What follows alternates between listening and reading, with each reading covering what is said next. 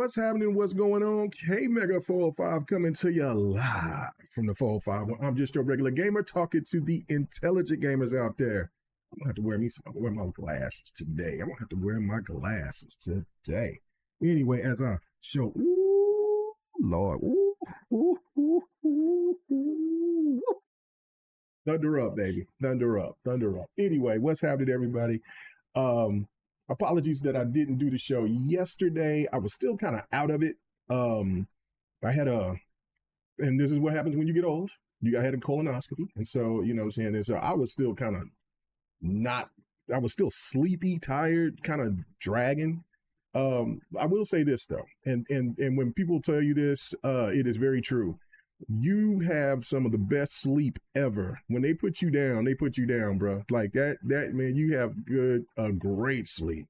So you have a good 45 to an hour of just fantastic sleep. And then it just left me groggy. And so I was just like, okay, whatever. But, everything came out good on that. I got another procedure coming up here pretty soon. And so, let's see how that goes and stuff like that. But, when you get older, you got to take care of your health and stuff like that, man. So it is what it is. But yeah, I did see some of the stuff I've been playing. I don't know. I've been going crazy on playing what is it? It's the Crew Motor Fest. Yeah, that's what it's called. Crew Motor Fest. It's fun. I mean, it's very Horizon-ish, but it's fun. I knew that I wanted to play it and get into it. I played a little bit of it when it first came out.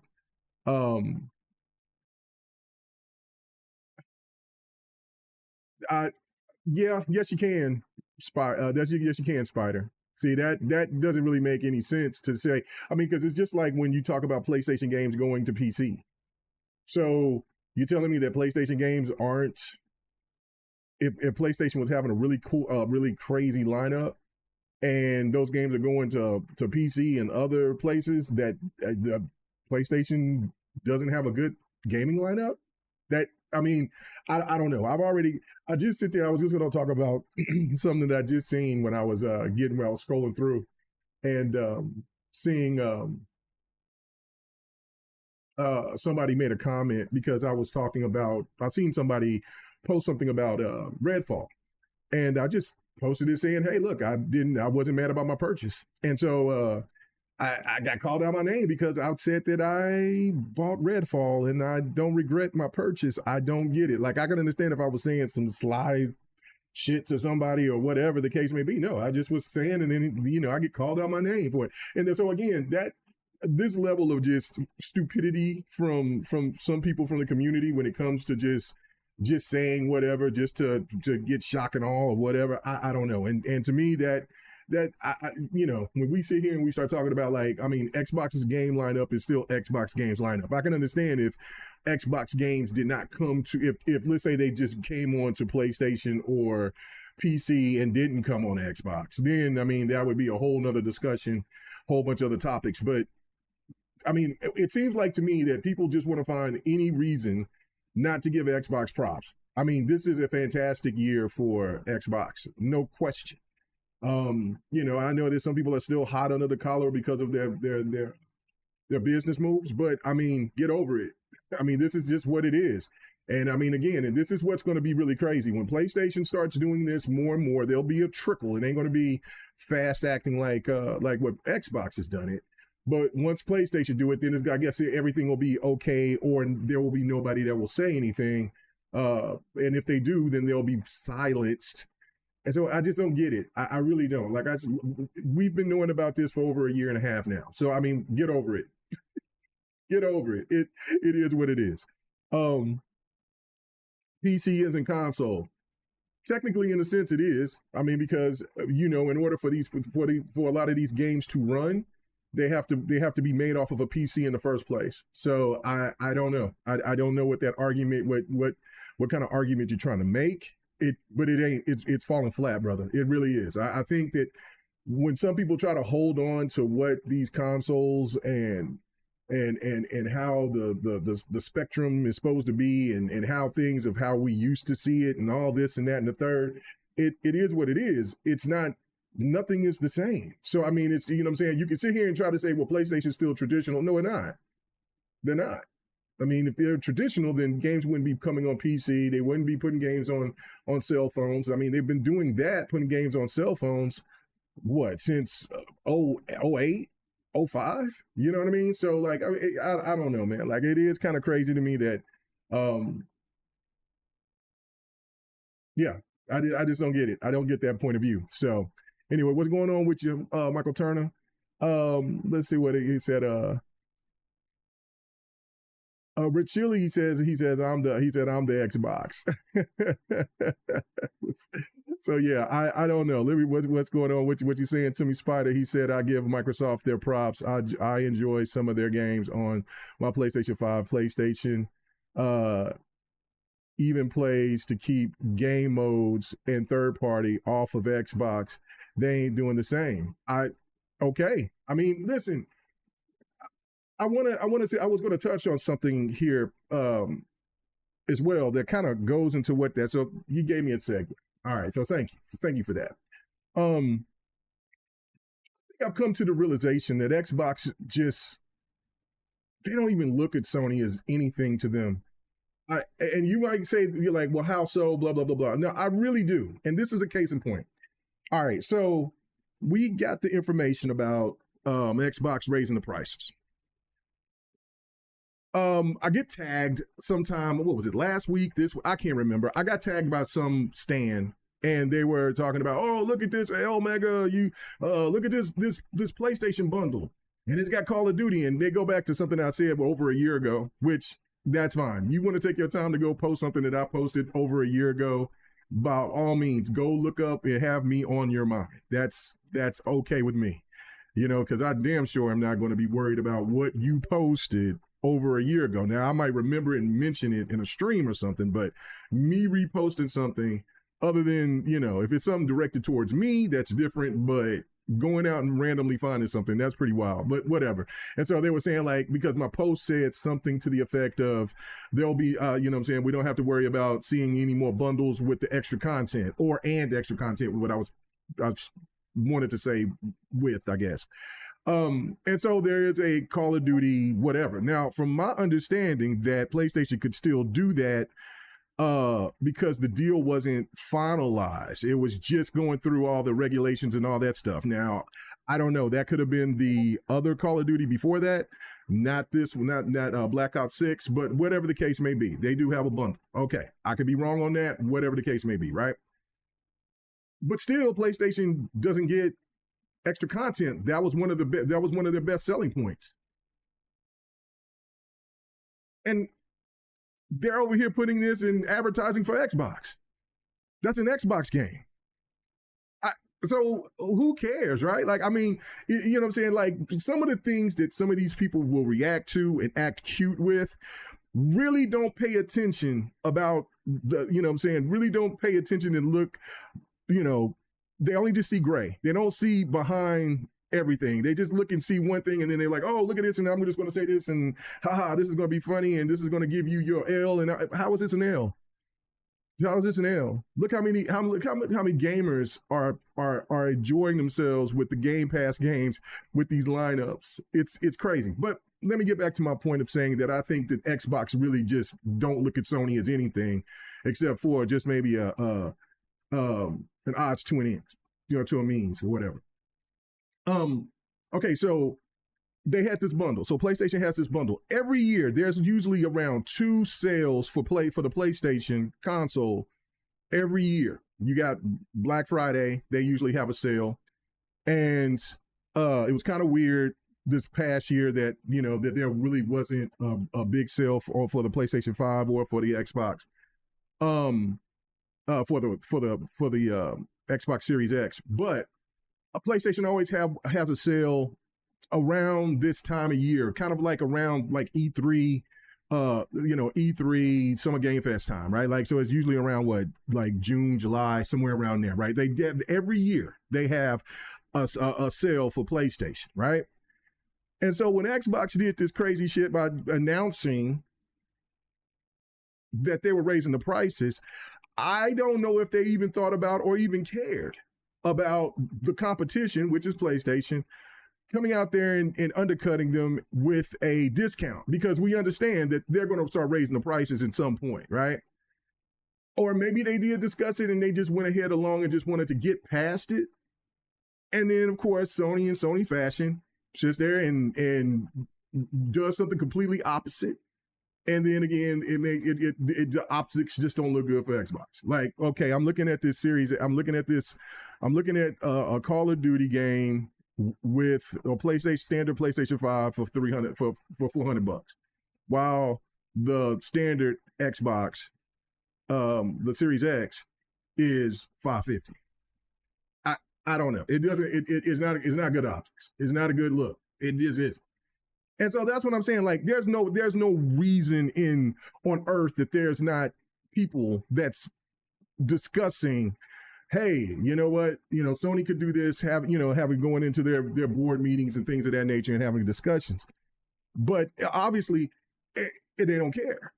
And that's the one thing that I'm like, I mean, for us that does this, that does the content, that's fans of Xbox or a fan of PlayStation, fan of Nintendo, whatever, we look at this stuff, we absorb it, we take it in, and then we're over here like, well, why did they do this, that, and the third? But especially with Microsoft, when they always sit here, they always do this. They always do something to the effect that, as we've said before, where they step on the rake. When everything is going good, they will do something to step on the rake and hit them right dead in their face. I don't think they care. I really honestly think that they don't care. They don't look at PlayStation. They don't look at Sony nowhere near as much as they look at maybe Apple, or if they look at one of these big conglomerate companies. Sony is a big company, but is not on the level of Microsoft or Amazon or Apple. It's just not. They're just not. And so that's really my only conclusion on that, to miss that, to not be aware that Sony does this every year on having a sale. You know what I mean? And you announce that you're going to raise prices.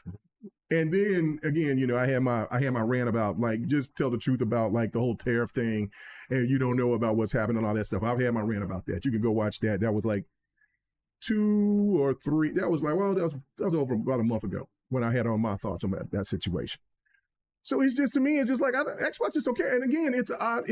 Listen, you post this and you're showing Call of Duty. Yes, this will sell more consoles for PlayStation, but this is also sales for Xbox, for Microsoft. See, again, it is really funny because, I mean, I'm going to go back to what Spider was over here going to say, what else he has to say. But it's wild because he's still thinking that this is a game that's being played on the level of what we think that how we've always projected gaming to be. It is different. It is so different. Yeah, PlayStation's getting 30%. 30%. And yes, and might sold more copies of COD than Xbox have. I'm sure they did. They got more consoles. But that's still 70% of that money going to Xbox, going to Microsoft. That's 70%. 70% on top of whatever the 100% that they get from what they get from people buying who's playing Call of Duty from Xbox, on top of the money that they get, which I don't know if there's a percentage. I'm sure that there is when it comes to DLC and things like that. That was one of the reasons why Sony was doing the extra content and having that for you know what I'm saying, and then they had the deal where it was 80%. And it was 80% and Xbox only got 20%. And you know what I'm saying? Like, yeah, Sony just do it dirty. They do Xbox dirty. You know what I'm saying? Like, you do get tired and frustrated as an Xbox fan when you keep hearing about, well, we're all in this together type of shit. What Sony has been trying to deflate and kill Xbox for the last 20 years. But another thing that's going to happen that people just need to realize, that Xbox isn't going anywhere. See, and this is the one thing, too, that I've come to the realization. Microsoft can keep Xbox as long as Microsoft wants to. If the CEO cares about Xbox that much, Xbox will still be there, well beyond anything. See, this is the thing that people that have these simple-minded ideas don't comprehend. They have so much money. This is side piece shit. PlayStation is a major thing for Sony. Major. Xbox is a side piece. And they're like, well, you know what? Let's make this money on. You know what I'm saying? Let's turn up, let's frustrate some people and, you know, do this and that. But at the end of the day, the money that we're going to make is going to be substantial. That's why the whole thing about talking about money in the gaming space, other than if, you know, you're talking about the price of games and things like that, it really doesn't matter. You know what I'm saying? Like, if they're at the end of the day, it really doesn't. I mean, this is where it's gotten so ridiculous now, to where there's still that some of you guys will still talk about Xbox is dead, and then Xbox is making more money than they've ever have. You don't make more money and then fade away into oblivion. It just don't make any sense. So again, that's where you know what I'm saying, I just look at it from the standpoint of like, listen, look at all this money that we're making. Look at all this stuff we generate, and it benefits the Xbox gamer, because look at the heat that Xbox is the game lineup that they have through their studios is coming out, you know, is dropping. But not only that, just the third party support that Game Pass is. Game Pass is better than it's ever been. Not only with the Xbox first party titles, but now with you know what I'm saying, with this added stuff. Like, I mean, Xbox potentially has, for the first time in a very long time, potentially have games that's on Game Pass and through their studios that their potential game of the year is out there. Like, Expedition 33 is definitely going to be nominated for Game of the Year. I hear a lot of people, I love Avowed. I haven't played enough of Avowed for what I played. South of Midnight definitely should be nominated for something. That was a fantastic game. You know, I'm still not the Doom guy like that. I mean, I'm enjoying what I'm playing with Doom. I'm in the third chapter now. But you know, I'm still kind of like, Doom. But you know what I'm saying? That's not a Game of the Year candidate, but that's still a popular game. And for people to keep talking about what the sale numbers could be, what it is, people don't know. They're just making assumptions. I guarantee you there'll be another Doom game. So, but like, what are we talking about? Like, it'd be different if Doom does not have another game that drops. You know, if they don't have another sequel. So if you could tell me that there's not going to be another Doom game, why the hell are y'all talking about sales numbers or you know, alleged less than 1 million, right? I don't know. Anyway, regardless. But that's my whole point of this, is that it's up to the discretion of Microsoft. It has nothing to do with Sony. At one point in time, it did. Last generation, it definitely did. The Xbox was in a bad state. It don't matter now, because now the situation is insane for them. You know what I mean? Like, they really have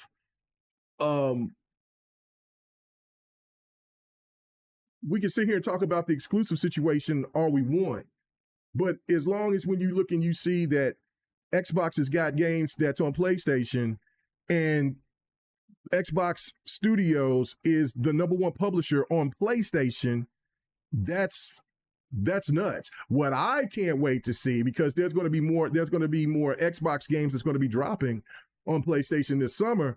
How is that going to have that? What is it going to be when you look and you see Lost Soul Aside, or when you see what is it, the one game that looks really, really good. I'm going to get that on PC as well. It's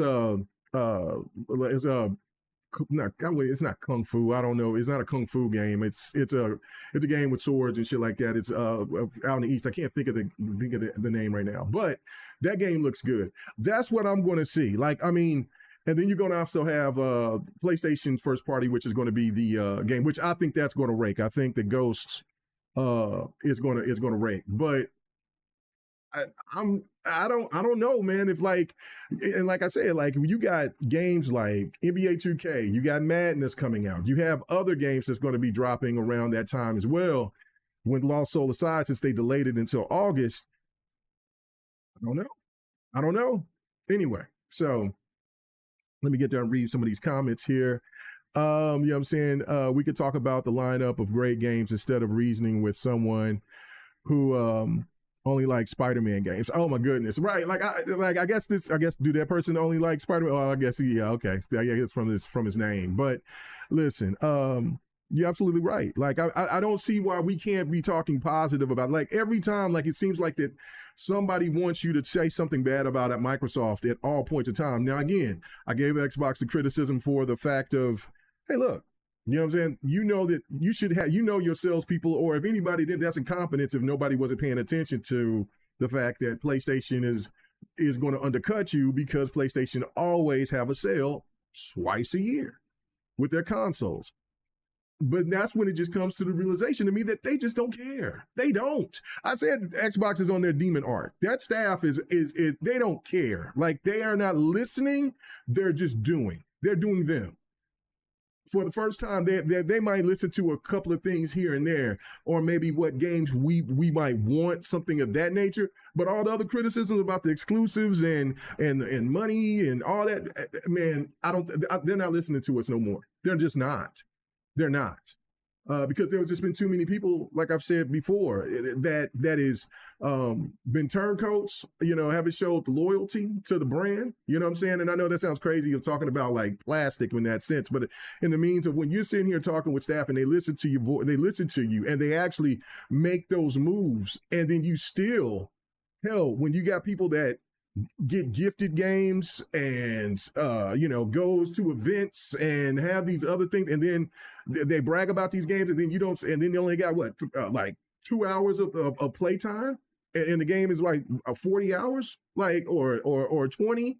Come on now, it's gotten to the point to where the Xbox staff is like, listen, and especially when people get into that mode of where they're saying, like, they want this person fired, and that's never a good look.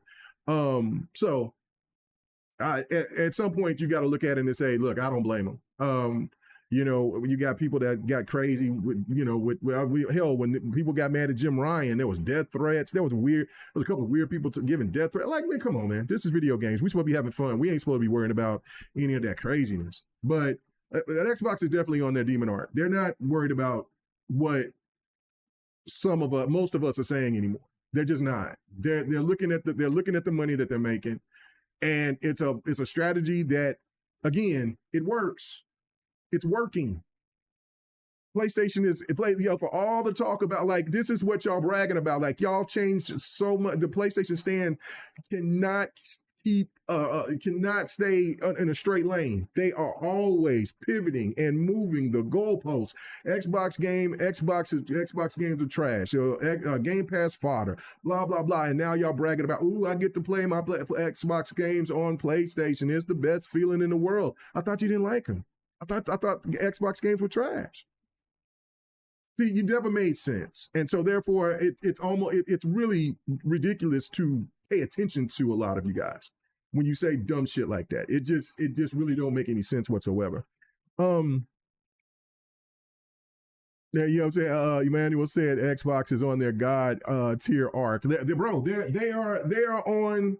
Yeah, if you don't want to say demon time, you want to say God tier arc, whatever the case may be. They're just not listed. They're on their own path, and I'm not complaining about it because I'm enjoying the hell out of my gaming experience.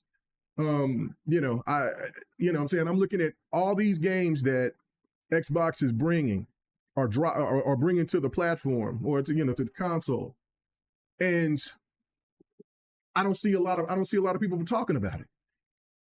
I see more complaining than I see anybody. I'm looking at all these new fighters that's dropping. Like, and they're not all big fighters. They're small fighters, all in between. This is something that Xbox One did not have nothing. We look at all these different games from the East. We have all these different indie games. We have games that would never have touched an Xbox during the Xbox One generation. And look and behold, and what we got, people that still want to hold on to something. It's because Final Fantasy is not dropped, or Black Myth Wukong, or Stellar Blade. Well, the reality of, we know what the reality of it is. The truth is PlayStation money hacked that shit to where the Xbox can't get that right now. or some of these games, maybe not ever. That is just the reality of it. Sony lied, the media lied with them, saying that, oh no, Sony said that they didn't do this, and we believe them. No, it's obvious. It's obvious. If Stellar Blade comes, okay, what, 5 years from now? If Final Fantasy drops, I've always speculated that it would be after, like, it'll probably be like 6 months or so after, or a year or so after the third Final Fantasy game drops. And then that's when because that'll be the end of the final game in that trilogy. And so I'm thinking that that's when it'll drop. But I mean, we hear rumors every time that there's an event. Oh, Final Fantasy. I'm giving up on it. I mean, I already got them on PC, so I got two of the games on PlayStation, and then I just like, I want the definitive versions. I want the better version, so I got them on PC instead. So and when the third one dropped, that's where I'll get it at, is on PC. So I don't care. I'll wait. Stellar Blade, I'm finna get the better version of Stellar Blade on PC here in July. The one thing, the big difference, and this is not for everybody, of course, but this is for me. I can wait for a PlayStation game. If they want to take 2, 3, 4 years, I don't care. I'll wait for it. You know what I'm saying? Because especially because people give all this hype and all this, and then when you actually play those games, some of those games are dope. Like Ghost of Tsushima, oh, absolutely, chef's kiss. So yeah, that was a day one for me. The Last of Us, I never was a big fan of The Last of Us. I still can't beat the first one. The second one was good. I hated the ending to that, but regardless, I wanted to get the PC version of it, and I just ain't pulled the trigger on it. I'm just like, I'll wait till it drops in price. Ratchet and Clank, I got that on. I got the first one on PlayStation, but I got the other one on PC. I just PlayStation games. If the PlayStation games that I want, like Helldivers, which I don't play a lot of Helldivers, which is unfortunate because I've been playing all types of other stuff. But that was a game that I wanted day one. That's the type of games that I like. Co-op games like that. Really good game. That was a game that I wanted day one. The Ghost game, definitely. The Death Stranding 2, I can wait for that. I can wait for that. I'm not, you know what I'm saying? Yeah, I got to be in the mood for Death Stranding. Not saying that Death Stranding is a bad game or nothing. I can wait for it. But there's Xbox games that I got to have right now. So, I mean, it's just what it is. Now, I'm an Xbox gamer, so that's just me. But I ain't tripping. Well, let's see what's going on. Rich Lee says Reforge is so funny. He preaches PlayStation 5 is amazing, then cry when a game doesn't run amazing on it, and says he doesn't want to play it on his his 2,000 to 3,000 KPC. See, like I said, I can't listen to these weirdos anymore. Like, I mean, we all know it's a grift. We all know it is. Like, I mean, I think that Reforge guy is the one that sits there and always talks about how he needs money for this, money for that. You know what I'm saying? Like, I haven't seen a super chat in a minute. And now I'm saying, like, it's just not. I mean, I'm doing it for the love. I mean, the opportunity is going to be there when it is. If it isn't, it isn't. I'm just here to speak my part, and people, if they listen, they can. If they don't, then it is what it is. But I mean, I do this for the love, man. I mean, you know what I'm saying? This stuff has never been in a position where it paid my bills. So, like I said, this is just for me to do this for fun. I love talking about gaming. I love talking about other stuff too, but I love talking about gaming. And listen, I'm one of the mold vets that still rides for Xbox, and I will continue to. I just don't like that. I mean, Xbox deserves to get criticized, fine, but when it's just constant, like that's my whole point of just saying, like, I changed the heading because of the news about the Xbox handheld, but that was my thing. Is like, are we playing games or are we just here talking about numbers? Because I was just sitting there looking at the EA situation.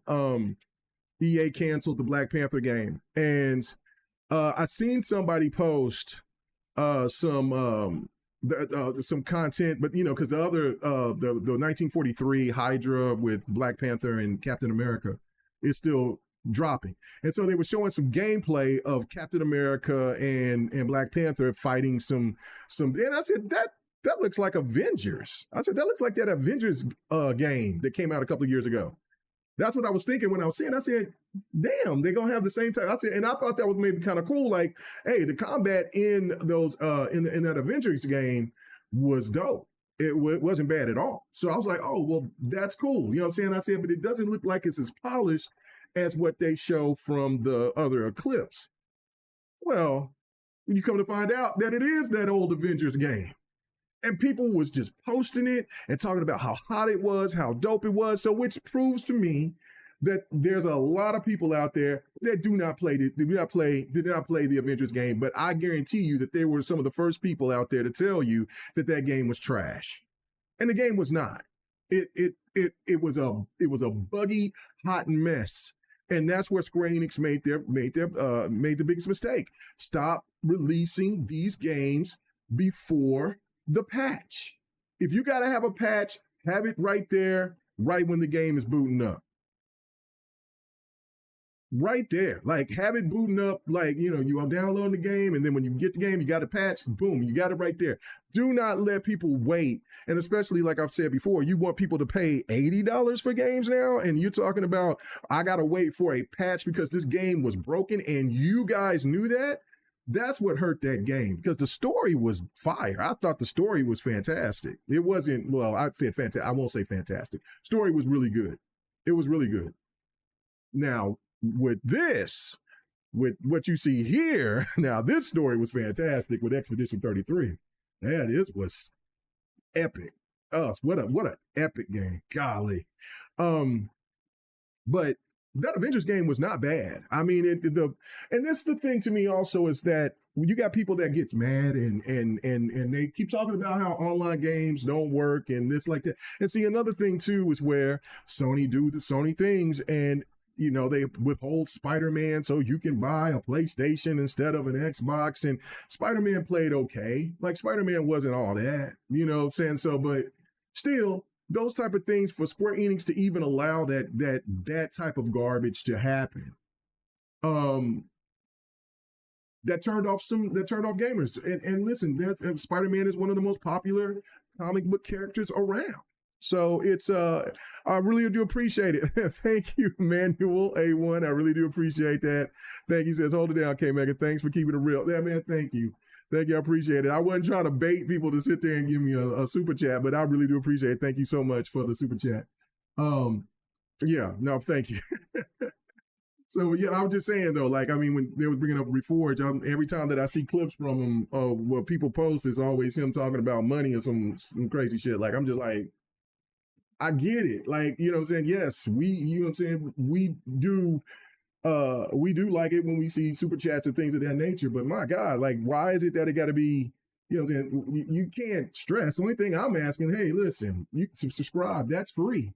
You know what I'm saying? Subscribe. You like the content that I give? Hey, subscribe. Do that. That helps out a brother. You know what I'm saying? The like button, dislike button, comments, those help a lot. So I'd rather have those things than just having a super chat all the time. Like, you know what I'm saying? Like, I mean, well, I'll take that back. I'll take it all. But you get my point. So it's more than just about that. But thank you, Emmanuel. Really do appreciate it.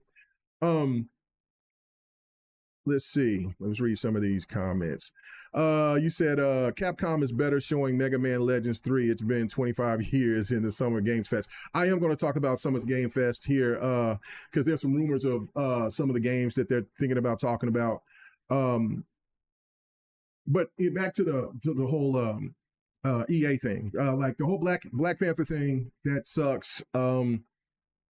I don't know. I think there was some concept art, or they were showing some development, of it. I didn't look at it. I just seen that that they were talking about it, and that they were saying that the game was looking pretty good. But I mean, EA is in a weird spot right now. They're in a weird spot. They're banking everything on Battlefield and on Mass Effect. So, which sucks, is because Vanguard, Dragon Age Vanguard was a really good game. Story was great. Combat was solid, really, really enjoyable game. I mean, it's unfortunate that you had these grifters talking bad about it, but it was a really damn good game.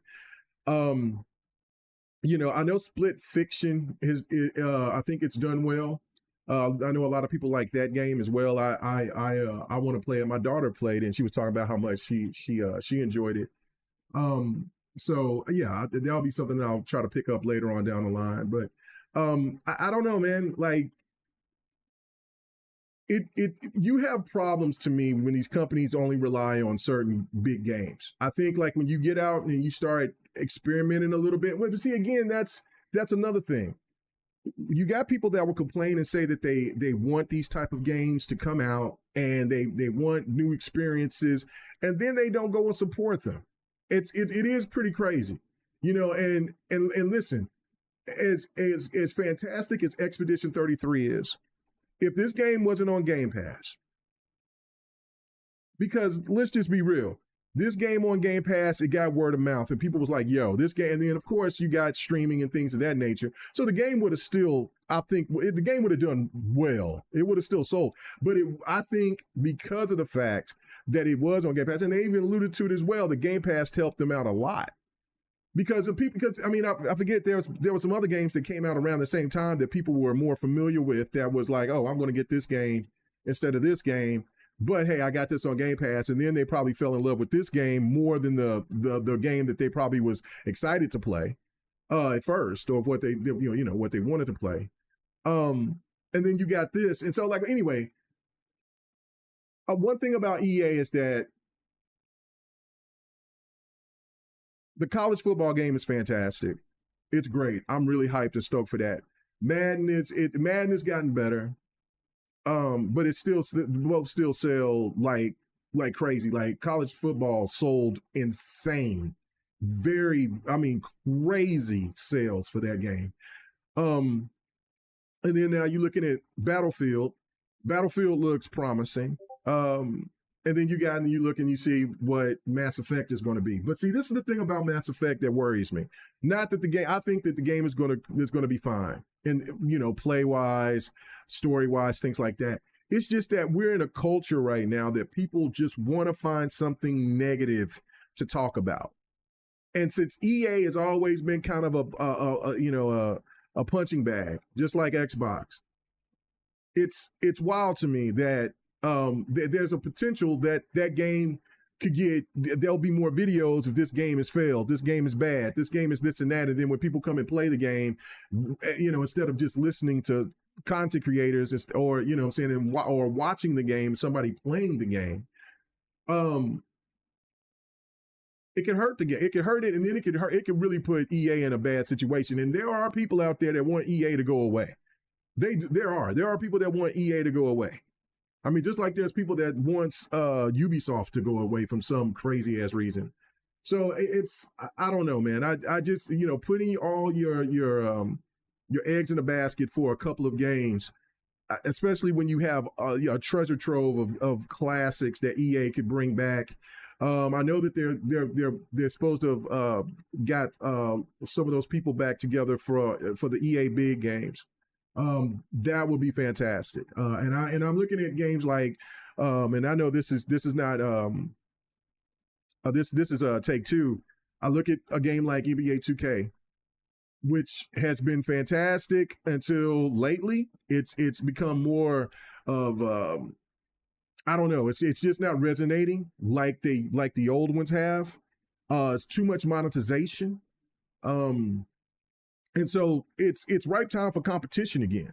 So if I know EA Live, NBA Live probably will not come back, but if you bring, from the rumors that they're saying that they're going to be bringing back NBA Streets, and do it right, like make it as good as that you did back in the days, like that. That's another alternative.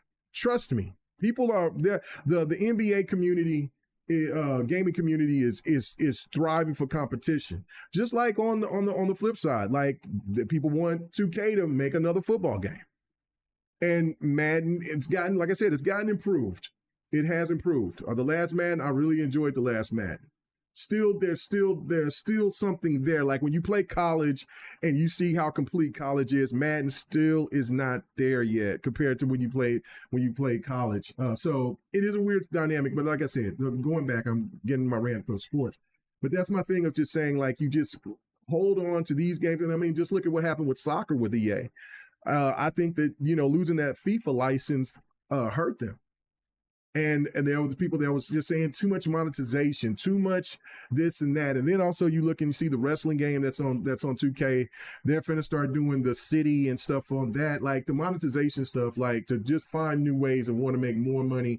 And then it just takes away from something from the games that you love and that you just want to game and play. And yeah, there's a few items here you want to buy, whatever the case may be, but it shouldn't be a revolving door of wanting to spend, because people's attention span on a lot of games, especially like me, I'll play my football games until around probably towards the beginning, probably at the end or the beginning of the playoffs for the NBA playoffs. And then like with basketball, I usually play basketball all the way until the next year, but I haven't played that much of the last NBA 2K.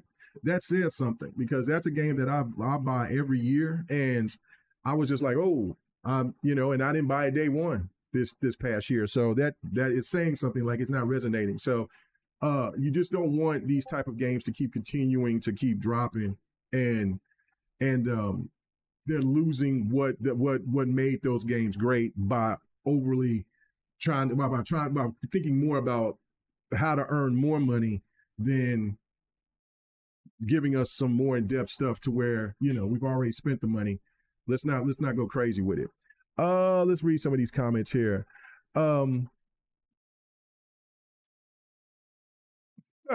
Richilli, absolutely not. Phil should not be fired. I don't know. Okay, so give me an explanation, Richilli, why Phil Spencer should be fired. I mean, really, honestly, give me an explanation of why Phil should be fired, because I don't see none. Now, if you want to say that he's pivoted and he's went one way on what he said in interviews and went another, yes. But hell, we've seen that from everybody. So that can't be just the one reason. But so you got to give me a true explanation of why Phil Spencer should be fired, because Phil Spencer saved Xbox. Phil Spencer is delivering the games. Xbox is at a better place than it's ever been. I mean, if we're just going to just talk about the exclusivity thing, yeah, that sucks. But I mean, Xbox always moves way ahead of everybody else. They see these things, these metrics. I don't know. Game Pass, his staff is solid. It didn't look that way for a minute. It looked like Matt Booty was kind of over his head there for a minute, and then it all got together. I think a lot of the situations with the pandemic hurt a lot of situations, hurt a lot of things. I mean, if it wasn't for Trump asking for them to buy TikTok and go through that, Xbox would have had Warner Brothers. So Warner Brothers and Bethesda. I don't know. Like, I mean, and they tried to go after Square Enix. So it's more that, so I don't know. I really don't know. I mean, again, if you look and see how he's worked and brought these Japanese titles that's never been on Xbox before. All these fighters that's coming to Xbox that never would have came to Xbox before. I'm not following, the Play Anywhere, the advancements of all the Xbox consoles. The Xbox One was a damn good console. It just didn't have the content. It didn't have enough content. But the Xbox One was a damn good console. The Series S and X are damn good. The Series S is a phenomenal console for the price. The Series X is a damn good console, solid. I don't know. So what, you got to give me an explanation of why Phil should be fired, because I mean, I don't see it. I don't see a reason why.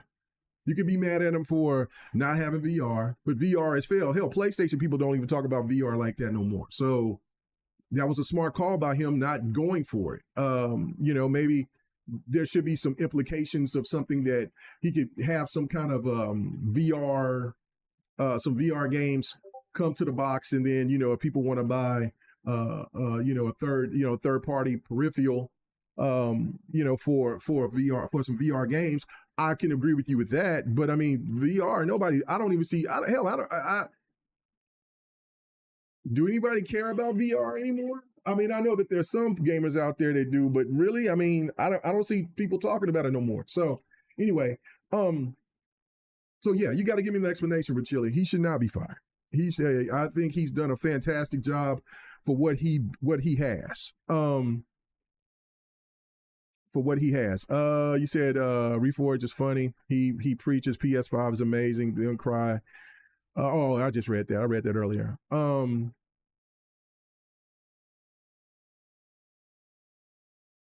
Yeah, Michael Turner says this looks like they just weren't waiting to jump on negative news, lies, or not. Yeah, no, it's just what it is.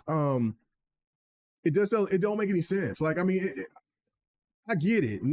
There are things to nag about, right?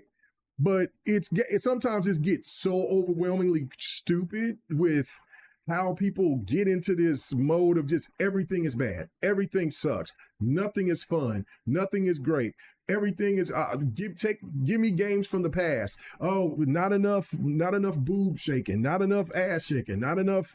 Not enough manliness. I like, what are we talking about? Like, I mean, there are so many games that drop throughout the year.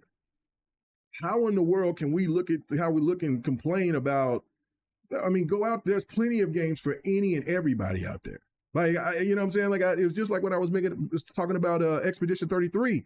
Oh, turn-based is back. Turn-based never left. Turn-based has always been good. It's just that there's been people that didn't want to give it an opportunity because maybe they played a certain game turn-based and it just didn't hit with them.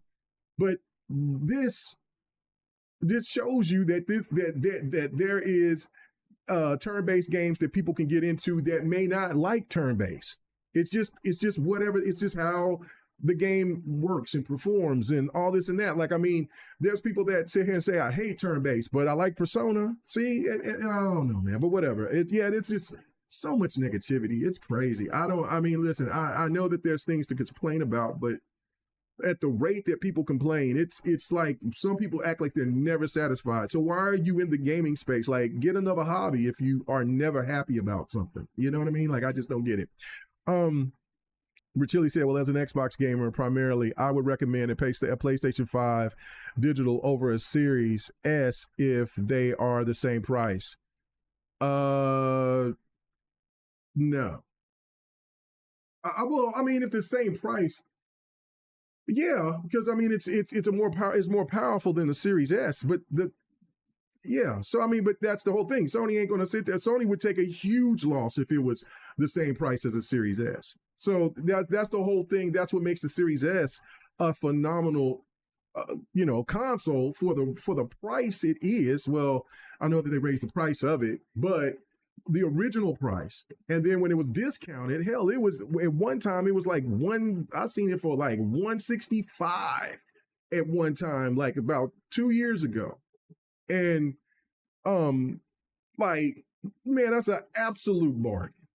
Absolute bargain. So I mean, I wouldn't be mad at you for saying that. I mean, yeah, because it's not a more powerful system, but it's a powerful system. The PlayStation 5, yeah, don't have only thing is lacking is a disc player, so it's just a standard PlayStation 5. So yeah, but PlayStation ain't gonna take a loss like that. They're just not. So so I love it. He said, I love it. I was different and still one of the best looking hero games out. Oh, we must have been talking about the Avengers game. Yeah, the Avengers game was it graphically, it was really cool. It was really cool. Lost Odyssey remake would destroy Final Fantasy remake. Absolutely. Absolutely. After me going back and beating that game again, understand the game a lot more, you know what I mean? Because at that time when I was playing it, much more other things they had to take care of, and now just kids, in school, stuff like that. Now it was me just having time to just focus and just think about the game and play it, and just kind of and just dive in, have the time to play it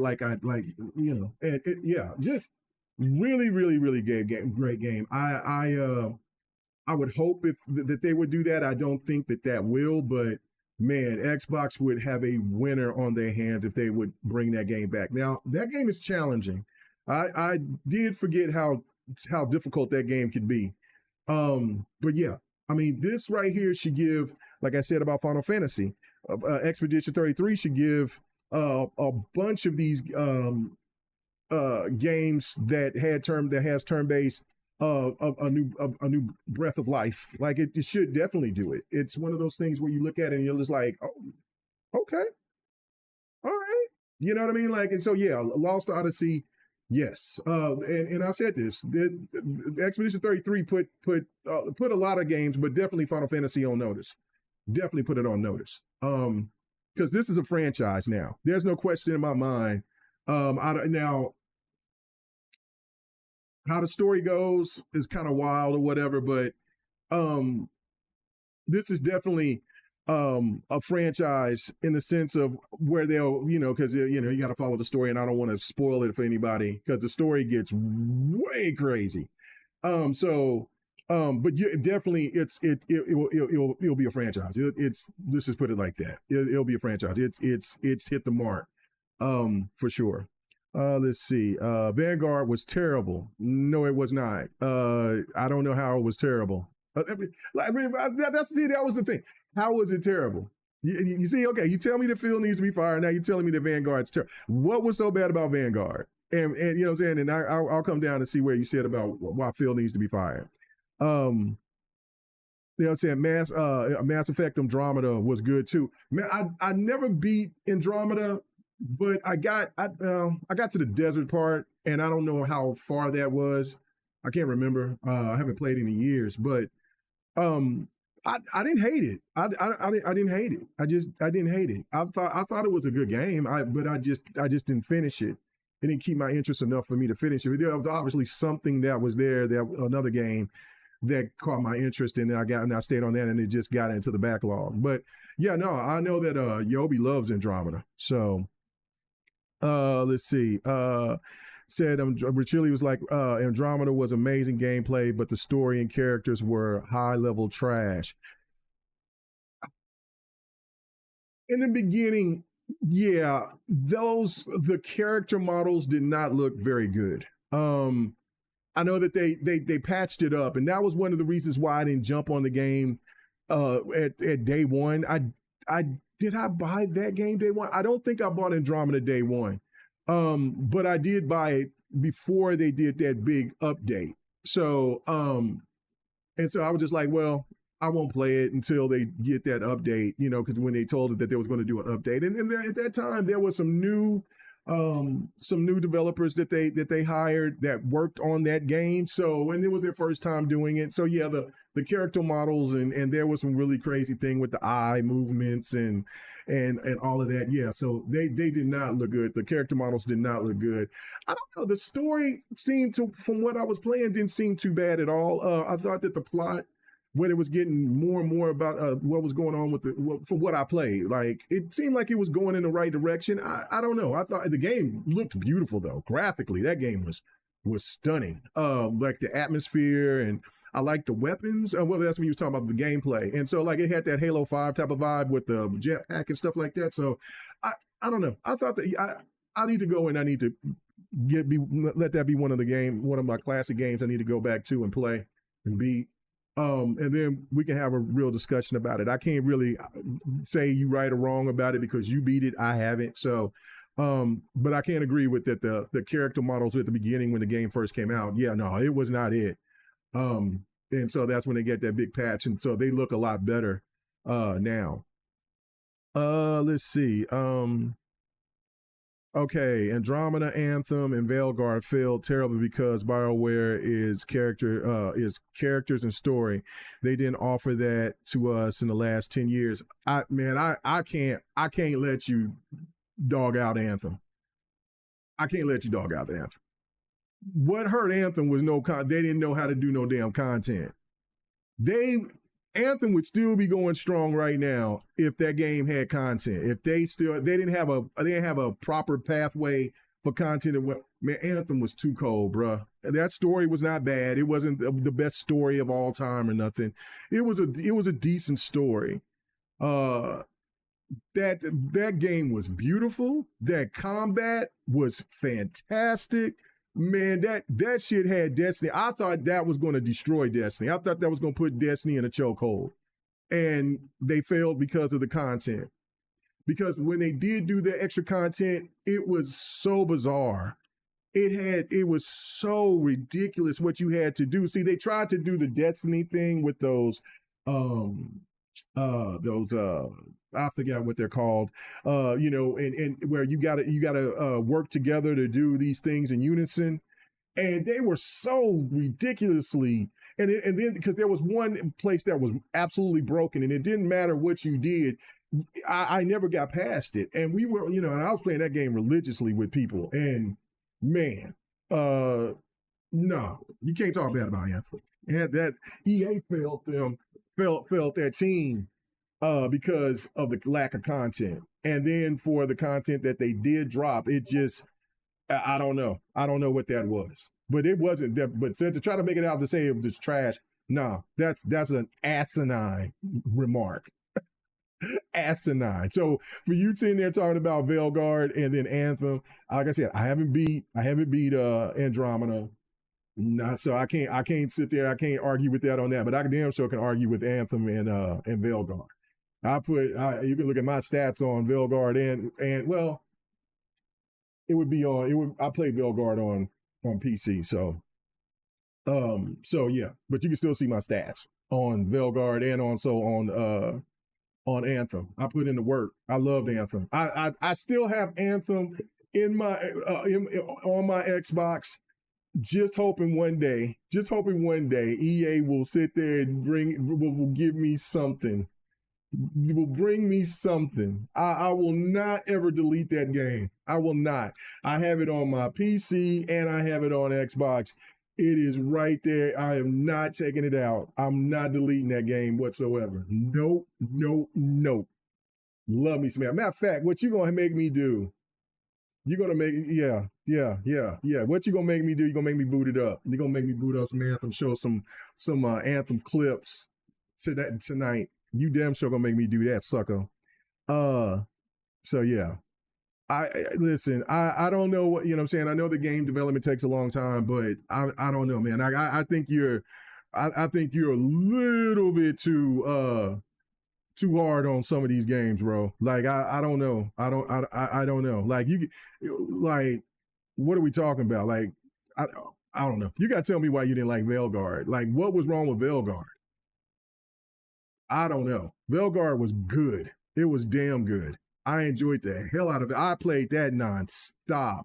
I really enjoyed that game. Okay, so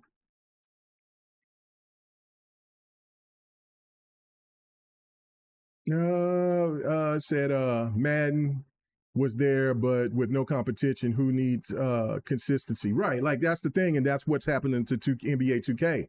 No competition, and the consistency is not there. And you're absolutely right. Okay, so Phil Singh, Motorsports, and Redfall undercooked. Yes, this will kill the brand. I hope the players would puke when they played them. Motorsport. What's wrong with Motorsport? Forza Motorsport. What's wrong with Motorsport? Like, what's wrong with Motorsport? Really, Motorsport? Forza Motorsport? You. That game is breathtaking. That game is fire. Like I mean I know that there was some complaints about cars at the beginning and tracks and the lack of tracks in the very beginning. That I don't have you played it recently? Like I mean, because I haven't played it in about 4 or 5 months. But man, the content, bro, and it looks better than ever. That I don't know. I don't know. I don't know what you're talking about. Motorsport. Redfall was a disappointment. Yes, Redfall was a huge disappointment. There's no question about that. Now, Redfall's not a bad game.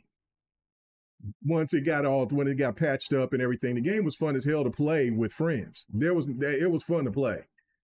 But no, Redfall was a disappointment. That should have not, you know what I'm saying? And listen, when I seen that interview, Phil wanted to cuss. You could see it. He wanted to cuss. That was one of those things where Phil, and I think that's what probably started the demon arc or God arc, whichever one you want to say, where Phil started saying, nah, man, we're going to have to start taking the bull by the horns on this one. Because I think he trusted everybody that was telling him that the game was good and ready to go after they gave him the delay, and he just went off of trust instead of him just, overseeing it himself to make sure, and that happened. And then of course, again, you got people that's coming out here that was content creators that was telling you that the game was running great, looked good, did that, this, the third. I mean, nah, man, no.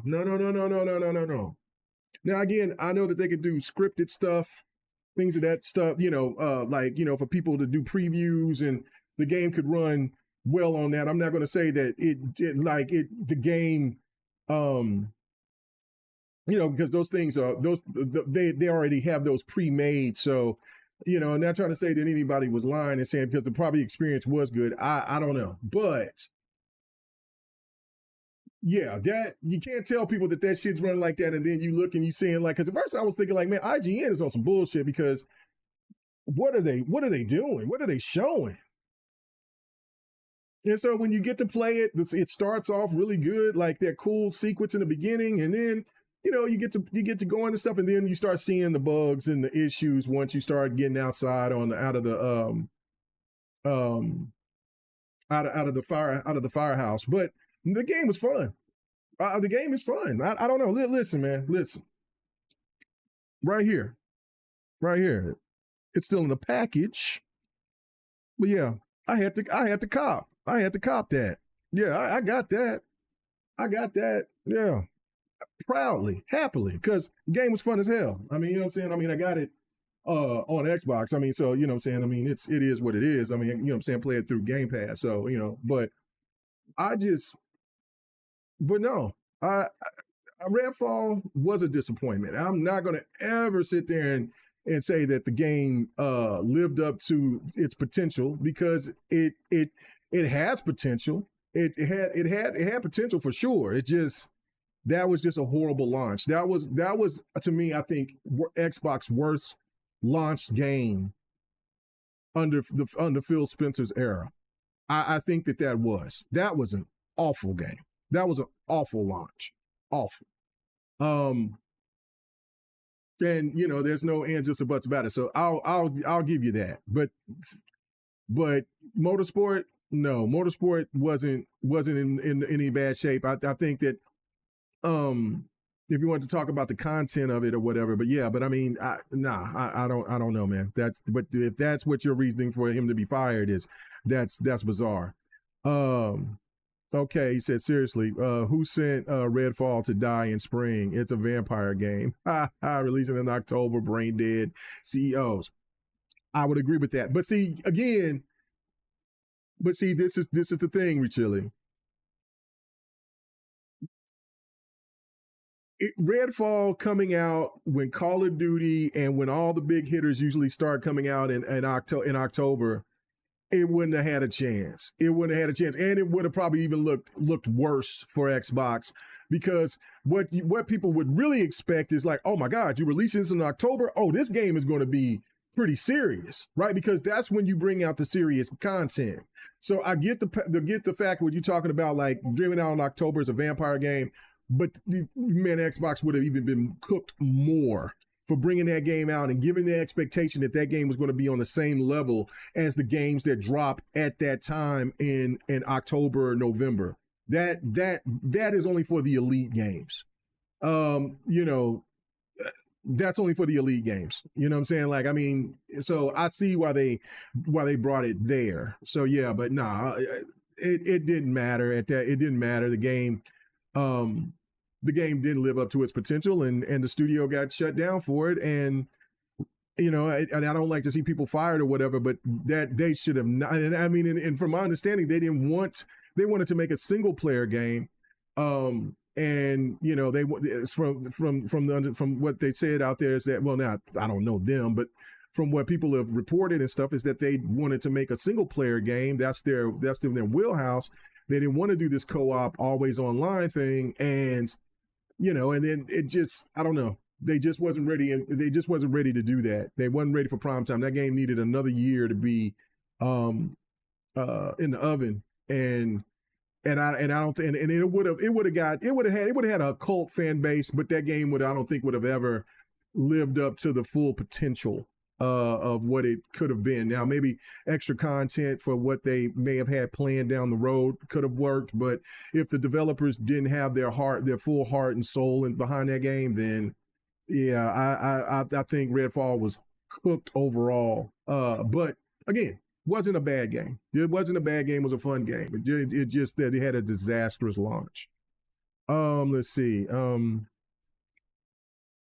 You said the Xbox One was a very weak console. The idea of using DDR3 has everyone else was using DDR5 was just stupid. The Xbox One X is amazing even to this day. Thanks to the 12 gigabytes of DDR. I'm going to just say this too. Like, it was a weak console, but I can't rock with that notion when people, get all goo goo gaga over the Switch. So, I mean, like, I don't, you know what, I can't, you know what I'm saying? I get what you're saying, right? Like, but the problem with the Xbox One was the games and also the era of content creation and the fact of I'm not content creators that wants to start controversy. If there was no social media, the Xbox One would have did absolutely fine.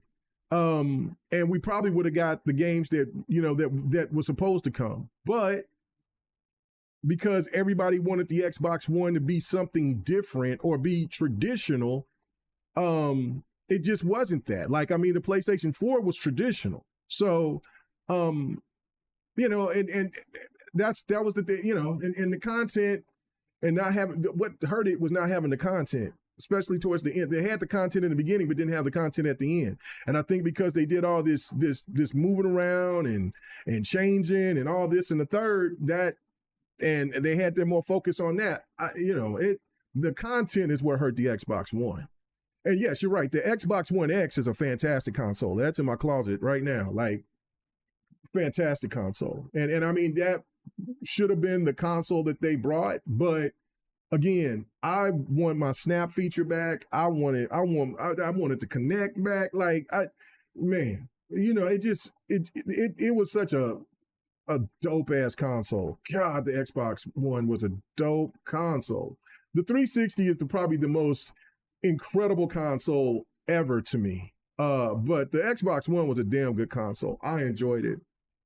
I enjoyed the hell out of it. And yes, I do love me some Tower. I can't say I love it. I do like it. I haven't played it in a while. I've been playing a lot of this and jumping back on to Assassin's Creed Shadows and started some Division and Division 2 and shout out to Fuzzy. Fuzzy showed his stats on, man, that's a madman. That's a madman. I was like, man, I'll show my stats to see what I got. Yeah, no, it's not even nowhere close.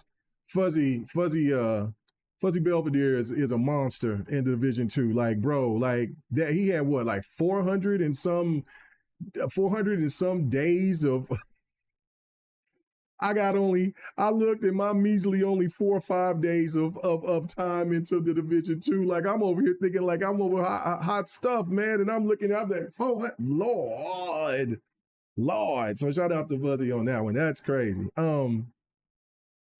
Let's see.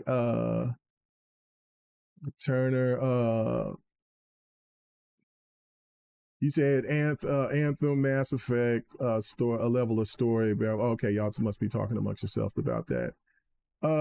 Let's see. What's going on with you, Viper? What's happening with you, brother?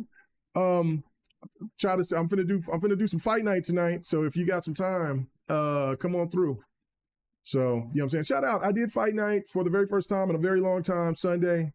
You know what I'm saying? Shout out to Lemon. I got a little emotional. You know what I'm saying? Like I got a little emotional, man. I love fight night. I really do. But you know what I'm saying? It was fun. I got political.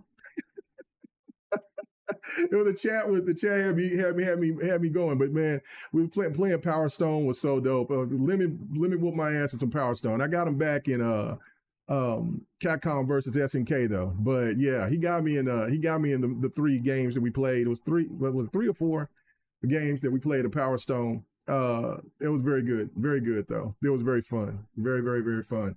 Forget how enjoyable Power Stone is, and Capcom needs to bring that back, bring a new version of that immediately. And I think that game would be the game that could give, and I know some people will say, oh my goodness, are you crazy? But I really do. I think that is a game that could be on the same level as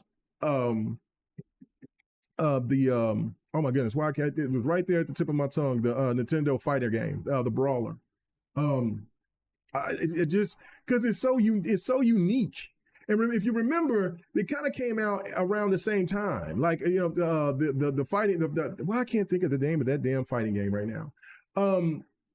Came out a little bit before, and then Power Stone came out like right afterwards or somewhere around there. But you know what I'm saying? Like, man, golly, Power Stone is so good. It's just absolutely fun. And just think like now, you can do up to like 8 players. You can have you can even do a little battle royale little mode. Like it, oh my God, Power Stone's so good. Just thinking about that, man. Yo, Big Bad Mo said, yo, okay, Mega, it's 4-5. I'm trying my first brisket today. I'm trying my first brisket today, smoking that puppy as we speak. That's what I'm talking about. Indeed. You know what I'm saying? Thank you, Richilli, man. Thank you for the super chat. He said, brought that Switch 2 times, sold them back. Man, you're evil, brother. What is happening here? Listen, I'm gonna get that Switch 2. I thought about trying to get it here day one or around the day. It'll probably be around the summer. Or maybe probably around the holidays. But I'm gonna get one for sure. So yeah, I just also, what did I pick up? I picked up that Blades of Fire. That demo got me.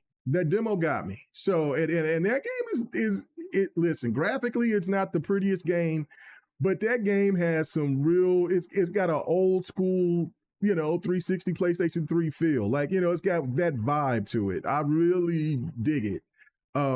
So yeah, I'll be showing some more content of that as well. I showed that last time I did my thoughts. But anyway, let me read some more of this. You said Redfall was a project in production before merger. Yeah, it was. And listen, like I said, it had plenty potential. I got a plenty potential. It just yeah, you can't release a game like that. You can't like that. That was just absolutely asinine. You cannot do that. That was just bad. That was bad. That was awful. That made everybody at Xbox look bad for dropping that game like that. In that condition. Honestly, it really did. He says, but I can apply now. Microsoft learned that it shouldn't release unfinished games. Right, that's what I'm saying. Like, Phil's taking the bull by the horns now. So, hey, if a game needs to be delayed, it needs to be delayed. It's just that simple. He says, okay, so let me read what Viper's saying. He said the problem with Motorsport was the overhyped expectations of ray tracings on tracks. Bro, that shit is beautiful. I get it. Like, I don't, you know what I'm saying? Like, I mean, it does look incredible. I'm just saying, like, and see, I think PlayStation, because they added ray tracing to GT. not too long ago. So it's one of those things where it's like, oh, really, you know what I'm saying? And so people are like, oh, that ray tracing, like, because I mean, the only thing that you could get the ray tracing for was the 4K pictures or whatever that you could look at for the showcase or whatever through GT. But yeah, no, that was something to be hyped for. That, I mean, that game looked nuts. It is a beautiful racer. It is man, it's dope. So I don't, you know, I mean, I don't know. Motorsport is not bad at all. Like I just, the thing of it is that people just like Horizon more. That's just the reality of it. There's just not that many people that are into the GT games like that, or I should say the motorsport type racers like that.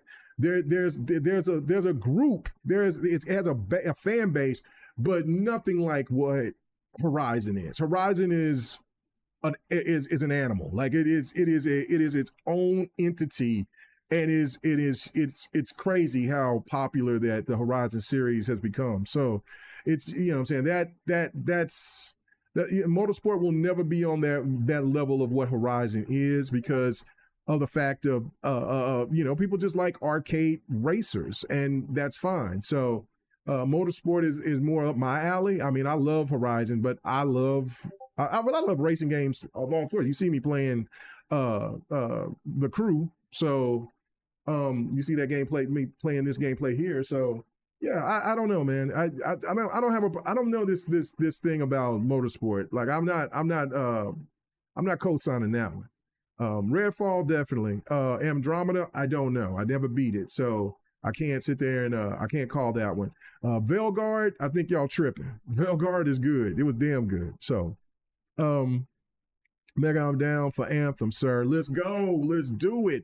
I seen my boy playing, he was showing a clip on Facebook of him playing the Division. So it looks like the old games. I'm gonna have to be popping up the old games, man, getting them ready and warmed up. Cause I did and see, this is what the thing about it, like I forgot that there was no crossplay because I downloaded the PC version as well.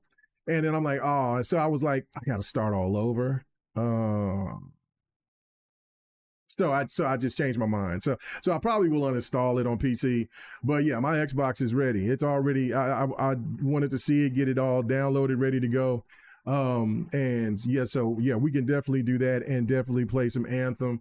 I am so down for that. I love me some Anthem, man. I can't tell you how many times I killed that big ass spider.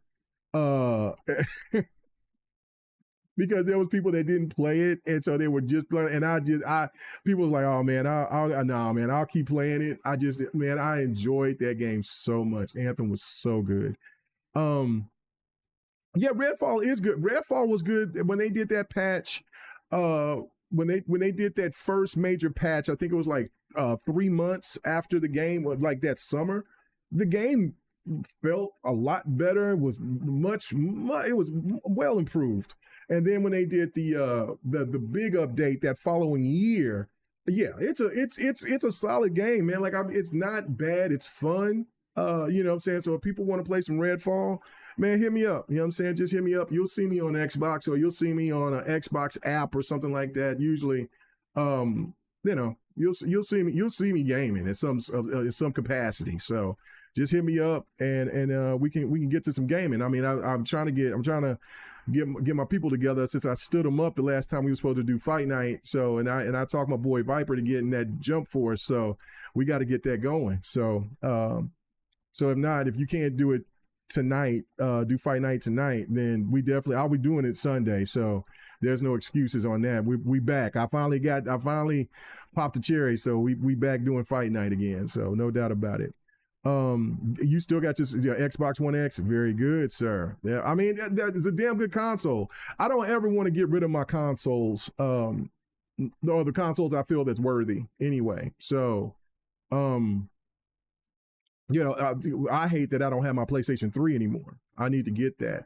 You know, I mean, on PlayStation 4, I enjoyed it, but you know, I'm not going to get rid of it. But so, but I like the PlayStation 3 better, honestly. Just my opinion, you know, because the slew of games. I understand that they had the PlayStation had the classics at the end of the generation, but I've already beaten those, and so it's like PlayStation 3 had a bunch of bangers in my opinion. Let's see, and of course the PlayStation 1, PlayStation 2. Yeah, I gotta have. No, I have my I don't think I have a PlayStation 2 anymore. I think I gave it to my son. So I do not have a PlayStation 2, but I do have my PlayStation 1. I have the PlayStation 1 Mini as well, but it's right over here behind me in the box. I'll never take that bastard out. I'll never play it. I'll leave it in a plastic. But I do have a PlayStation 1 in my closet too as well. Let's see. The big problem with the OG Xbox One VCR is the games were running 900p. And it was upscaled very badly on full HD TVs. The Xbox One S was running games at 900p too, but the upscaling was way better. I don't care about that. Nobody don't care about that. Like again, that's that you're a PC guy, so that stuff don't matter. Like nobody cared about that stuff during the 360 PlayStation 3 days. Once we start seeing these PC guys start talking about resolutions and grass physics and whatever and rendering and all that crazy shit. No console gamer cared about that. Was that game, can we play it? Does it look good? Yes. And now, like, if you look, I mean, when we all became a product of it because we see it and we look and we kind of go through it. But now, like, when somebody's over here, like, I don't even watch Digital Foundry anymore because I'm saying, how many people is really, when we're playing these games, having software to where they're looking at a texture that close? We're not. That's what I'm saying. I'm about the game, bro. I'm not caring about if there's a tear here or there or whatever. Okay, But if the game's running good, if it's running smooth, that's why I don't really trip out about the 30 frames per second or 60 garbage excesses. Like I've said many times, if it's a fighter, shooter, or a racer, okay, 60 plus. It has to be. But anything else, I don't care. Bro, I'm not, man, you give me, when people was tripping out, Redfall's 30 frames per second is a co-op game. You're going against computer AI. You're not going against another human being. So that don't matter. As long as the game runs smoothly, that's all that matters. I just, what I'm saying? It's like this game is locked at 60. The game that you see here, Motorsport, The Crew, I'm sorry, not Motorsport. The Crew, it's locked at 60, even on PC. So, it don't matter. It still plays good, feels good. That's all that matters. That's all that matters. We get too carried away with that. It was because listen, you could tell me all day about 900p and upscaled was this and that on a blurry television. When I seen Rise and when I seen Quantum Break, that shit looked incredible. Epic. You know what I mean? Like, come on, bro. Come on. What's going on with your Buddha time? How you doing? He said, yeah, man, it's been a minute. I ain't talked to you in a minute. How you doing? What you gaming on now, man? What you gaming on? Because I know you gaming on one of those MMOs. You gaming on something. You know what I'm saying? And good luck on that brisket, brother. Good luck on that brisket. He said K-Mega was in his in his fields playing Power Stone. Brother, I did.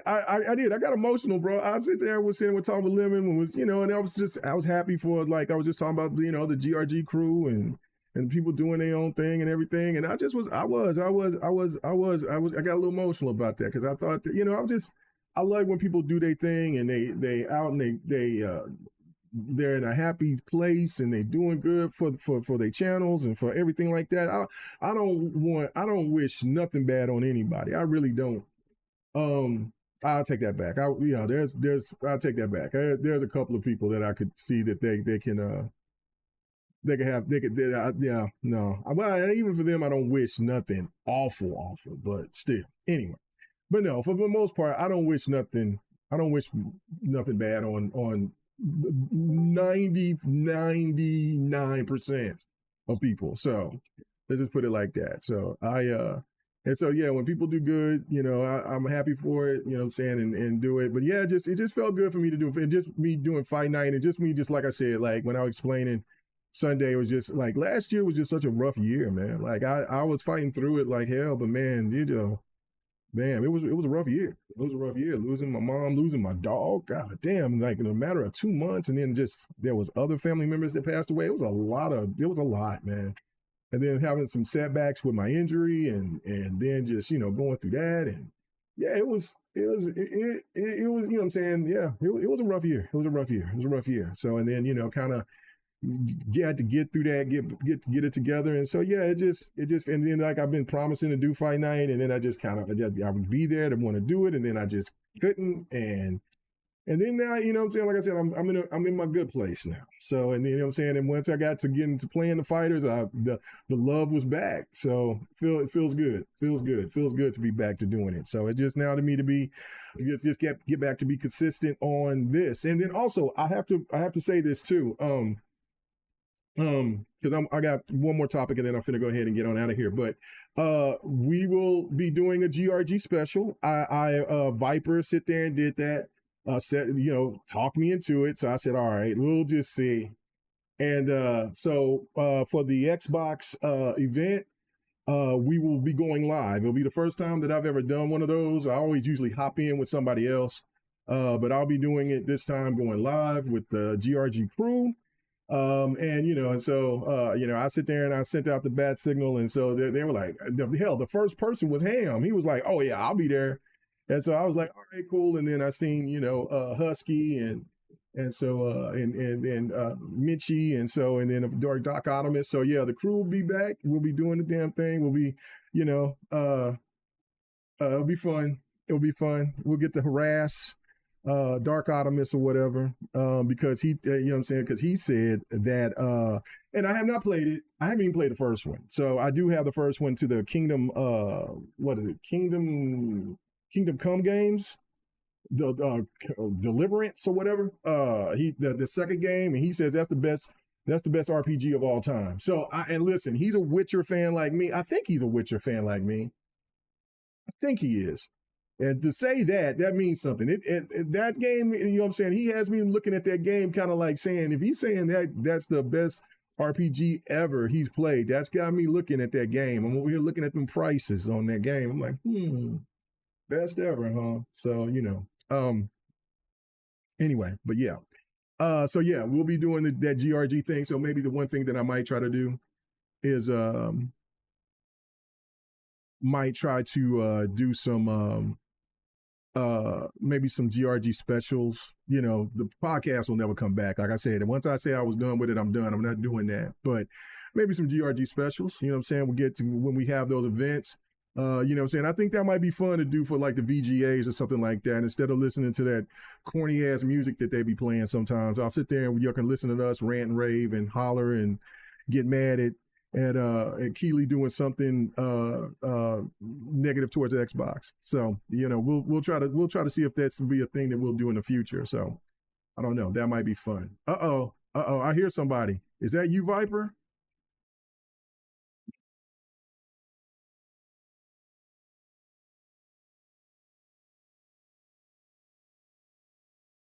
Oh, hold on. Let me see. Okay, hold on. Let me try to get your voice in here. Hold on. Say, keep talking. Oh no, I can hear you, but they can't hear you. So, yeah. All right. Let's see. Properties. Oh shit, that's the wrong button. Properties. That's it. Okay, here we go. All right, go ahead. Talk now. How about now? Anybody? Yeah. We got you. Okay, so what? Okay, so whose name did I mess up? I'm bad with names. I'm bad with names. So correct me. His name is. I'm country. His name is Buddha Time, not Booty Time. I said Buddha. I thought I said No, Buddha. you said booty. Oh, Buddha! I thought I said Buddha. Did I say No. booty time? Okay, shit. Yes, You you see what's did. on. You see what's on my mind. You see what's on my mind. Damn, booty time. Oh my goodness. Yeah, Sorry, that's what Buddha. you said. I thought I said Buddha. I'm sorry. Man, hold on. I guess that's on my mind. Your mind is somewhere else. This Yeah, ain't Friday nights. yeah, it is. Fahim said, just go to a retro store. Yeah, no, I will definitely get me a PlayStation 3. Yeah, I'll definitely do that. Emmanuel said Redfall is dope. He says loads of fun. It should have been like $50 though. Yes, no doubt. That was another thing too. That price was awful. I got this bad boy for $15 from eBay. So, yep, yes, sir. Let's see. You say I still don't care. I said still don't care about that shit. Is like the game I'm playing. Yeah, like I don't care about that. All that. Viper, what do you think about that? Crazy about like.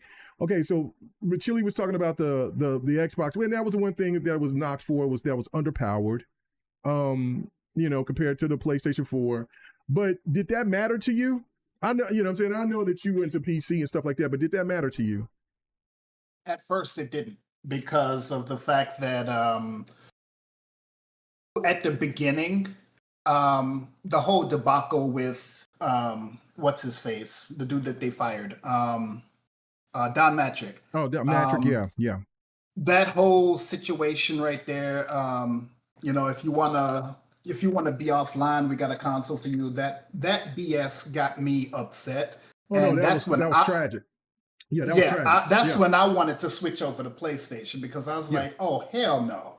Yeah. No, you're gonna treat your fans like this, the ones who actually supported the console and was looking forward to the new Xbox, but now you gotta say something like that. It's the same attitude that I had towards PlayStation. It's like, oh, you need a second job if you're gonna get this PlayStation 3. I was like, oh no, you are not gonna talk to me like that. There's no way you're gonna treat me like that. I'm the one with the money. I'm the one that got the power. You ain't gonna treat me, the customer, that way. So the whole 900p stuff, it didn't bother me at first. Now, of course, when a lot of games start missing the console, that's when it started to bother me. That's when it bothered me too. Yeah. Yeah, because when the developers said, oh, well, we can't get this running at a decent frame rate, or we can't get it running at decent resolutions, and we have to cut stuff back, and, oh, the game can't run properly. I was like, oh, come on now. Really? Yeah. I mean, y'all develop for a wide range on PC, and there's some stuff that's on PC that's lower spec than the Xbox One. So don't give me all that BS that, oh, it's not able to run on the Xbox and blah blah blah. No, you are just being lazy. That's the lazy development aspect. I don't think it was about being lazy. I think it was about the money hacking from Sony. I think, of course. I think Sony put. I mean, because remember, we're hearing the same stuff that you were saying about what was going on with the Xbox One, about that was supposed to be underpowered and this, that, and the third. And you're hearing, and they're trying to use the excuse for the Series S. Yes, the same thing. And it's not even, and it don't make any sense, is because if you got certain games that are, like, let's say, Baldur's Gate 3, it might be delayed or whatever, but Baldur's Gate 3 is playable on the Series S. So don't want to hear no more excuses about Black Myth Wukong or Stellar Blade or any of the Final Fantasies or anything like that. Sony just paid to keep those games off, and that's just the facts. It's just what it is. Sony paid.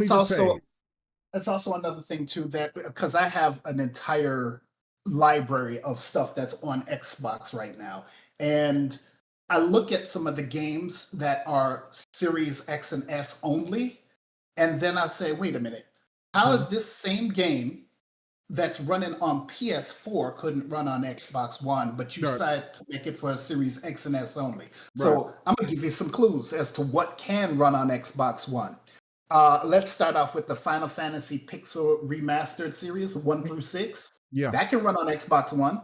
Yep. What was the problem why you couldn't bring it out on Xbox One? How about Genshin Impact? That's running on PS4. Mm-hmm. So how's that couldn't be run on Xbox One, but it's on Xbox Series X and S? Yeah. Let's see. What was oh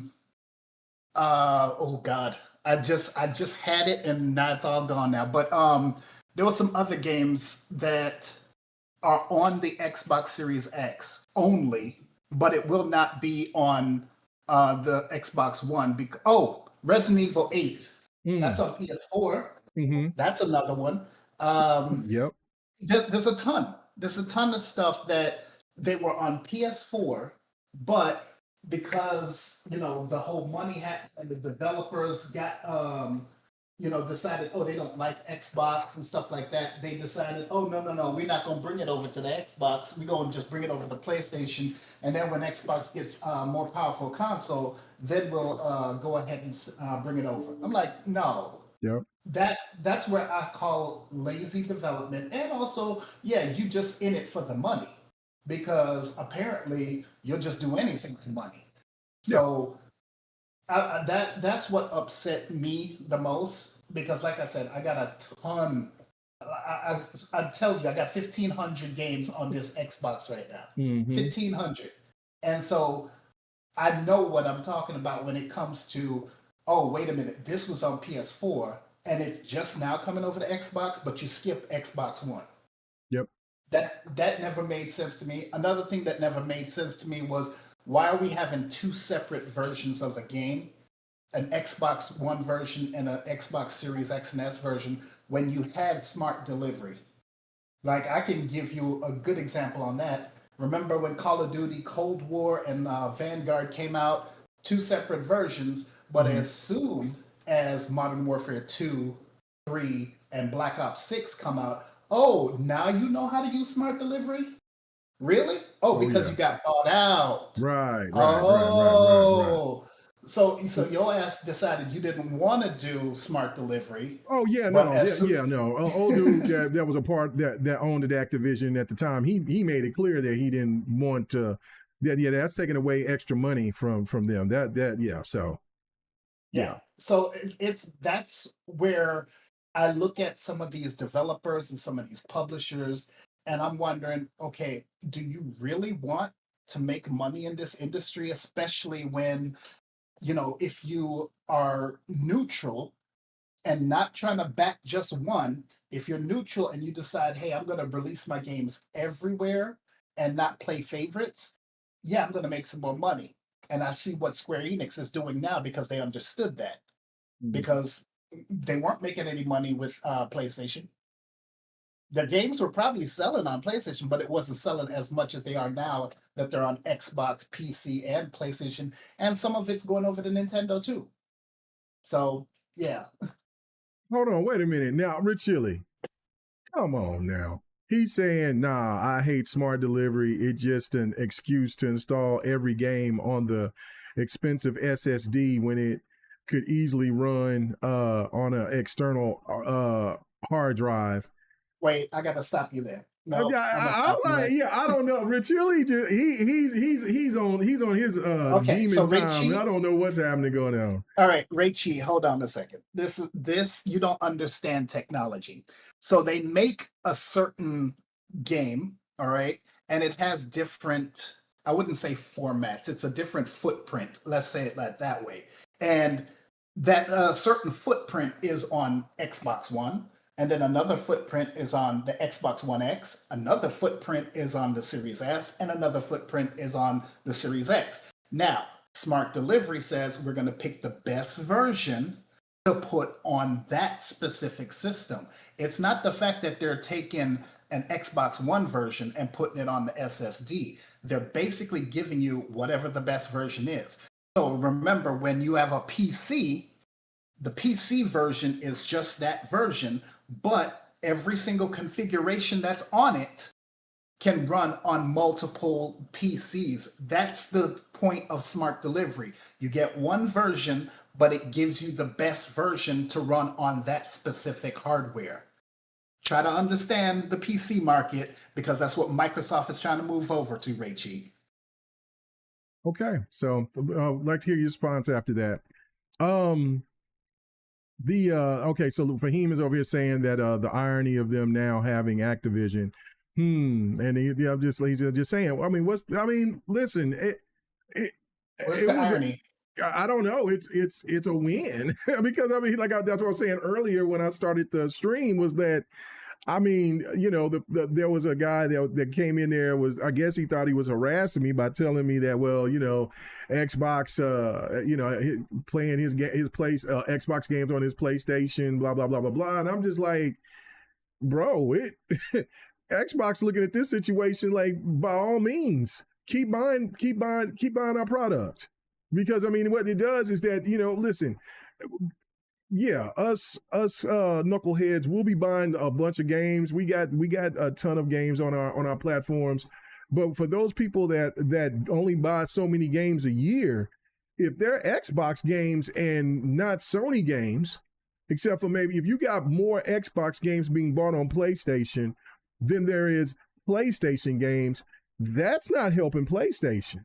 So that's putting PlayStation in a weird spot. So like, this one, and if the Xbox start getting more aggressive, especially when they start bringing out the Halos and the Gears and things like that, and putting them up against the PlayStation juggernaut games, I'm telling you, listen, it makes me want to gag to say this, but like this is inevitable. So it's going to happen.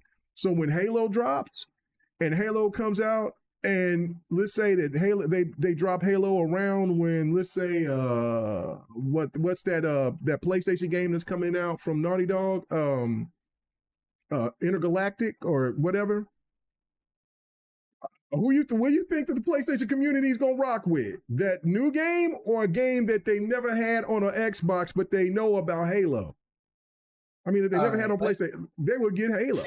See what Fahim and the rest of these PlayStation fanboys don't seem to grasp on their own, and they have to have somebody tell them, even though that they don't want us to tell them, but they're secretly Xbox fans, and they just don't want to have the Xbox system. They want to feel cool and have the PlayStation system, and yet they want the Xbox games. So, and yet they kept on saying, oh, Xbox has no games. Oh, Xbox games suck and they'll never get above a 90. They'll never be game of the year, blah, blah, blah. But then all of a sudden, we bring some Xbox games over and y'all lapping it up like dogs that's hungry as hell. Because, I mean, I'll tell you one game, and this was a long time ago, one game from Xbox that came out and PlayStation fans were buying it up like crazy. You want to know what it was? Minecraft. That was the first one. That y'all lapped it up like crazy. Y'all was starving and y'all loved Minecraft. Then the next one that came out on the PlayStation, you know what the next one was, K-Mega? What? Just guess. Come on, guess. What was the second game? This was before they decided to bring over Sea of Thieves and all that other stuff. What was the second game? What? I was over here trying to do something because I was seeing my homeboy, Paris. No, just tell me what the second game was. So basically they had Sea of Thieves, Pentiment, Grounded, and Hi-Fi Rush, right? Yeah. They bought up Hi-Fi Rush like crazy, right? They bought up Sea of Thieves like crazy, even though they said the Kraken was lacking. They wanted to call it diabetic gaming. No, right? no. Hi-Fi Rush didn't sell well at all on anything.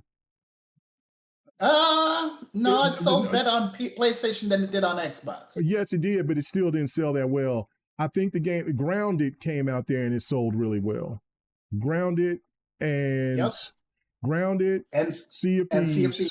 Sea of Thieves killed it. Pendiment and High Five Rush were casualties of war. But you know what I'm saying? But yeah, But those two games did fantastic on PlayStation. And now Forza Horizon 5 is doing fantastic. Oh, right? It's going crazy out there on PlayStation. Yep. Oh, and let's not forget some of the games when they bought ZeniMax. The games that they said, oh, we'll leave those on the system. Didn't they buy a bunch of the ZeniMax games? All of the Bethesda, id, Machine Games, all of that stuff from the ZeniMax acquisition. They kept buying them, right? Mm-hmm. They kept buying them, saying, "Oh, it's on my PlayStation, but it's Xbox." Remember? Yeah, it's Xbox. And now when ABK hits, oh, you're still buying Call of Duty, aren't you? Yeah. You're still doing Crash Bandicoot, aren't you? You're still doing Spyro the Dragon, aren't you? You're still doing Diablo. So all of this is Xbox. Although they don't want to admit it, they're Xbox fans, and they just want to have the actual physical console of PlayStation to say, oh, we want to be part of the cool crowd that has a PlayStation. Yep. They want Xbox games. So the fact is that the games are coming in full force. PlayStation doesn't have anything right now. Now we can truly say PlayStation has no games, because what did you release within the past 3 years? And I'm going with 3, because you only did one game last year. You're probably only going to do one game this year. You did only one game 3 years ago. So how is that a good cadence? How is that a good cadence to say that, oh, this PlayStation is the best place to play? No. If you don't have first-party titles, then that's not the best place to play. Because look at the Wii U. Wii U didn't have third-party titles, but it had a ton of first-party titles, right? Mm-hmm. And they said that wasn't the best place to play. Well, the Wii U had the Wii U had third party. The Switch is the one that didn't have strong third party. No, the Wii U actually was only first party because nobody wanted to develop for the Wii U. No, because I had a Wii U. I had a Wii U. It had plenty. It had a lot of third party. It had Soul Calibur. It had a lot of third party on there. Yeah, I know it had Assassin's Creed 3 on there too. Yeah, I remember that one. Yeah. I had a Wii U as well, but it was the fact that a lot of the developers weren't like, you didn't have Call of Duty on the Wii U. The last Call of Duty was on the original Wii. On the Wii, yeah. That was it. Yeah. But as of the Wii U and the Switch, no more Call of Duties. The Switch third party was way worse than the Wii U, in my opinion. At the beginning it wasn't, but later on in the life cycle, the Switch stuff started to drop off for third party. But Wii U, the third party was non-existent. It was mostly first party on the Wii U. So the thing is, they said that, the first party is what identifies your console. Yeah, it does, but at the same time, who's going to buy the console? It's the casuals, and they love the third-party games. So we're already seeing it right now. The games that's on PlayStation, they're not selling enough. That's why Jim Ryan said, the PlayStation fanboys, they're not enough. That's why they got to go to PC. In addition to that, here's the thing. Look at last year's Game of the Year, right? Astrobot. 1.5 million. Still hasn't reached 2. But yet, Forza Horizon 5 is outselling it. Sea of Thieves outsold it on PlayStation. I'm not talking about on Xbox. It's outselling. Xbox games are outselling their own IPs. I mean, look at Oblivion Remastered. It's outselling, Astrobot on their own console. Explain that to me. Well, they'll tell you that that's a Bethesda game. That's not a Microsoft game. It's a Microsoft game. That may crack me up, man. That's a Bethesda game. That's not an Xbox game. What? And who owns Bethesda? And when I say that they're a separate entity, what are you talking about? There is, I don't know, man. That's wild. So yeah, Right. that's very interesting. Parrish, what you had to do since you was on Twitch, you had to hit that little box or something right there, and then you could see the screen. That's what I was over there doing. I was trying to, because at first I was like, oh yeah, I don't know why. Yeah, I can't see it now. There was a little box right there that was where on the screen, and you hit that, and then you could see me there. You can see my big head right there. So and let's see what Sekiro King Cypher is talking about, which he's being ridiculous by saying, because he cooked me in Lemon cooked me in Power Stone. He did not beat me in Capcom Street Fighter versus SNK. And if you were so ready to come in there and test me, and like I said, that was my first time playing 2000 Pro. I played 2001. I never played SNK 2000. So the original one. So yeah, and I still won. And so I didn't. So yeah, and you could have easily came in there and put in an invite. Where was you at? Where was you at, Sekiro? You know what I'm saying? Look, I don't run for a fight. Bring it. So, you know what I'm saying? But Power Stone, I got cooked. I've got second place, but I mean, I just couldn't beat Lemon in Power Stone, but that's all right. You know what I'm saying? Like, but Lemon always picks the top characters and all that, and I always go with somebody else. And so that is what it is. But he got me, and that's fine. I was having too much fun playing Power Stone. So, I mean, I'll be playing it again maybe tonight or definitely Sunday. So, you know what I'm saying? I don't know what I'm going to be playing tonight. There's so many fighters that I have to show. Like, it's nuts. Like, I mean, I haven't showed the Dragon Ball Z Sparking Zero. There's a ton of fighters that I've picked up that I need to show. So, I mean, you know what I'm saying? So yeah, like, and like I said, you, Viper got picked up Jump Force. So we gotta get going on that. So if you can't come through tonight, then, hopefully Sunday, you know, when we do Fight Night Sunday, so you'll be ready to go, and, we'll play some of that. So that's, just let me know. But yeah, let me keep going with that. Let's see. PS isn't getting the same money like before. Now that COD is owned by Microsoft. Yes, I was saying that. I said that earlier in the beginning. That was the biggest problem with like when what the guy Salva was saying. He was saying what Spider was bringing up at the beginning of the stream was where he was saying, well, you know, they had this and that and the third, but PlayStation, it only gets 30% now. And so, you know what I'm saying, they only get 30%. Xbox gets 70% off of PlayStation sales and probably also with DLC, and they get 100% from Xbox. So and they get 70% from Steam and from, so their whole thing. And then when the Switch gets Call of Duty, which this new Call of Duty, look, I mean, COD's gonna rape. So Microsoft is good. That's only not a benefit to Activision, but that's also a benefit to Xbox gamers because Game Pass. Because just think of what PlayStation was doing with that percentage that they were getting off of COD, being when they were marketing COD, and they were using that money to keep games off of Xbox. Now Xbox owns Activision, owns Call of Duty.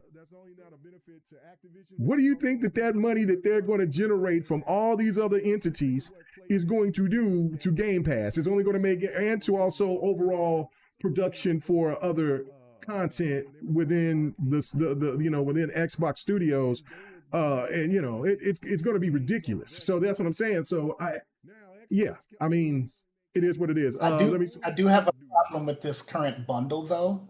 I do have a major problem with this because of the fact that you're not getting the sales for your console, and yet you could have bundled Call of Duty with the Xbox. Yeah. Instead of bundling it with the PlayStation. Now, I understand the whole aspect of, okay, the PlayStation's consoles are selling. Okay, fine. We'll have you bundle Call of Duty, and we'll get 70% off of every console Right. sale Yep. because we got Call of Duty in it. I Yep. understand that Yep. as a business aspect, but Yep. I'm talking about for your own damn console. Why in the world are They you don't. not bundling the stuff They with your don't. own console? They're ready to move on from the Xbox series, from the Xbox series. They're ready to move on. And it was just like what I said earlier, is that I think they just come to the conclusion Microsoft, Xbox do, but Microsoft do not give a damn about Sony, PlayStation whatsoever. They're not even there. They're nothing to them. Like, because I thought it was pretty odd that they would raise their prices, knowing that Sony always have 2 sales per year, and it's always around the E3 or Summer Game Fest time. And then they have it on Black Friday. They have on reducing their consoles. There should have been somebody on staff that said something. Obviously, I'm sure somebody did, and they were like, it don't matter. Like, you know what I mean? Like, and I'm just saying, okay, so Microsoft they don't care. And I made another point too, by saying that if the CEO wants Xbox to remain, it will remain. That's all that matters. PlayStation can't stop Xbox anymore. They had their opportunity last generation, and Xbox survived it.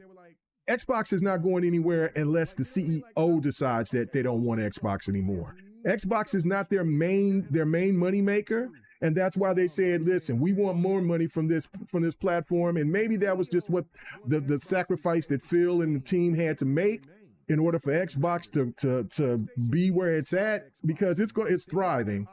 It's thriving. They're making more money than they've ever had, and they're going to make more money than they ever had because of now their strategy.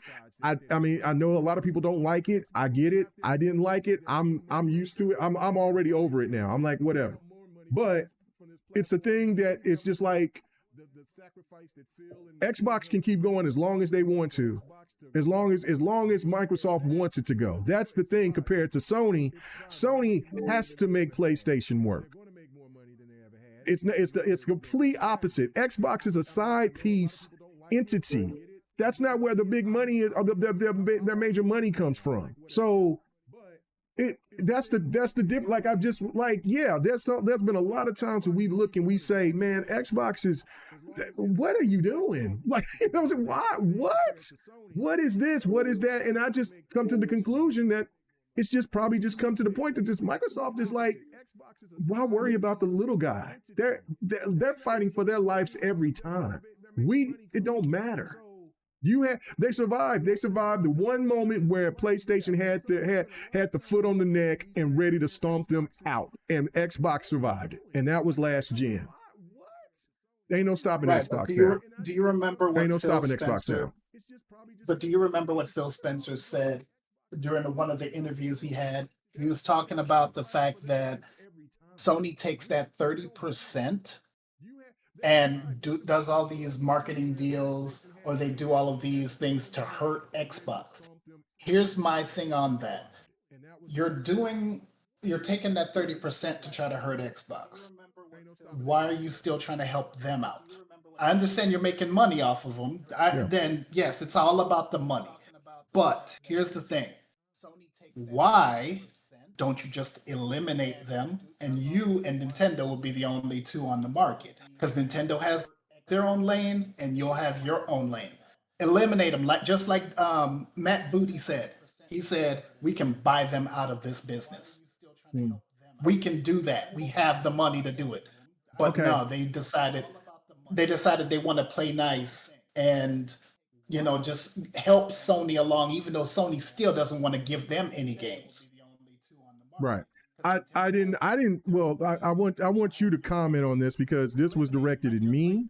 I don't find it disingenuous at all because, I mean, I don't know if you went into PlayStation Podcast Next Phase and told that to PlayStation gamers when they bragged about Spider-Man.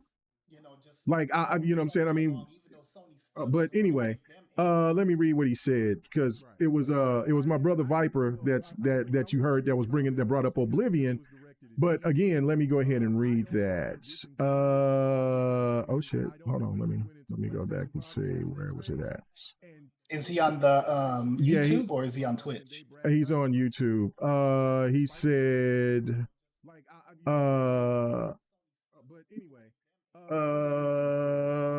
where'd it go? He said next phase. Yeah, next phase. He said it was disingenuous to say Oblivion when Oblivion was a multi-plat beforehand. But I wanted to read it word for word. I gotta find it though. But I don't see how that's disingenuous when let's not forget. Like I'm saying, well, like, did you have that same energy for Spider-Man? Like, I mean, you can sit here and say, well, the Spider-Man, Sony. So Sony made it through their studio that they through one of their studios that they bought that not Naughty Dog, but Insomniac was purchased after Spider-Man was made. Spider-Man could have easily been a multi-plat. But because Sony went ahead and bought Insomniac, so I'm trying to. So is it disingenuous for PlayStation gamers to say Spider-Man is a, you know what I'm saying? Spider-Man is a PlayStation game? I don't think it is. I think that I don't know, man. But Viper, he was, because you brought up Oblivion. What is your response to that comment? Okay, so my response is a history lesson right now. Uh-oh. Because let's go back to the 360 days. Oblivion was a timed exclusive on the Xbox. Bethesda loved working with Microsoft because don't forget, Morrowind is an all-time exclusive on Xbox. It never came over to PlayStation. They even had to ask Xbox, oh, can you put extra stuff in the 360 for the next Elder Scrolls that we're going to give you? So the fact is they were working closely with Microsoft on the 360. And they said, we want this extra RAM, we want this extra stuff. And so now, after Oblivion came out on Xbox and it was a complete success, they said, okay, yes, now you can go ahead and put it on PlayStation. But don't forget, Bethesda has a history of working closely with Xbox. So don't give me that crap. Now, let's go into the Spider-Man aspect of it. Spider-Man is not owned by Sony at all. They may have the movie rights, but they don't have gaming rights. That's still part of Marvel and Disney. And Disney can choose whether or not they can have Spider-Man multiplat. Spider-Man was multiplat on every single thing before Sony decided to put their little grubby fingers on that for the Spider-Man game in 2018. Okay? So get your story straight, get your history straight. And so, okay, so the next phase said something else. He said, he says, quite well that the current Spider-Man games from Insomniac are one iteration, which is different than the Spider-Man movies. What? Oh Lord. I don't know. I don't know. I don't know. I don't know. I don't know. I mean, first you talk about iterations. Like we're talking about just Spider-Man as a whole. Microsoft, who paid to have that remake made at Bethesda? You know what I'm saying? Microsoft paid for it. So you know what I'm saying? Who is under the Bethesda's under Microsoft's umbrella? Microsoft could have kept it exclusive. They could have kept it exclusive, but they chose to do multiplat. They've gone with this direction to make it a multiplat. Yeah, every game that Xbox makes from their big game studios, they can make that game exclusive. Regardless, see again, this is the thing. Yes, they have. I think the only thing that they can't make exclusive is COD because of the not the FTC, yeah, but the agreement or whatever. That's the only thing that they can't make exclusive, but they can make everything else exclusive. After 10 years, they can. Yeah, that's true. After 10 After 10 years, years. after 10 years, after that 10-year contract, that's it. So you know what I'm saying. So I mean, they could, but Microsoft is like, look, we're going to make this money. So I don't know how it's disingenuous. I just find it funny that it's, I don't know. That's a weird one, because if you can't say that about Spider-Man, or let's say just look at other games that's been out in the wild, and I don't know, that's kind of wild. So anyway, you know what I'm saying? Listen, Michael Turner said, he said, Sono? Is that Sony. Sony? I'm sorry. It was supposed to be Okay, Sony. Sony. Sony bought Columbia Studios, which made Spider-Man their movies. Their movies. Okay, so I mean, yeah, that's. Okay. But like, once again, that's not Yeah. they have movie rights. They yeah, they do have the not movie rights. own They don't have the game Spider-Man. rights. But I mean, it's still. I see what Michael Turner is making, a point he's making. It's like, I mean, yes, Columbia owned, I believe, the rights to Spider-Man or whatever, and then Sony bought them, and then that just, you know, it is what it is. Like, I don't get it. I don't get that point. Like, I don't know. That was wild. Here's the thing: the IP of Spider-Man as a whole still belongs to Marvel, and now Marvel is owned by Disney. Disney owns the rights to Spider-Man as a whole. In terms of movie rights, Sony, because they have Columbia, Sony owns the movie rights, but they don't own Spider-Man.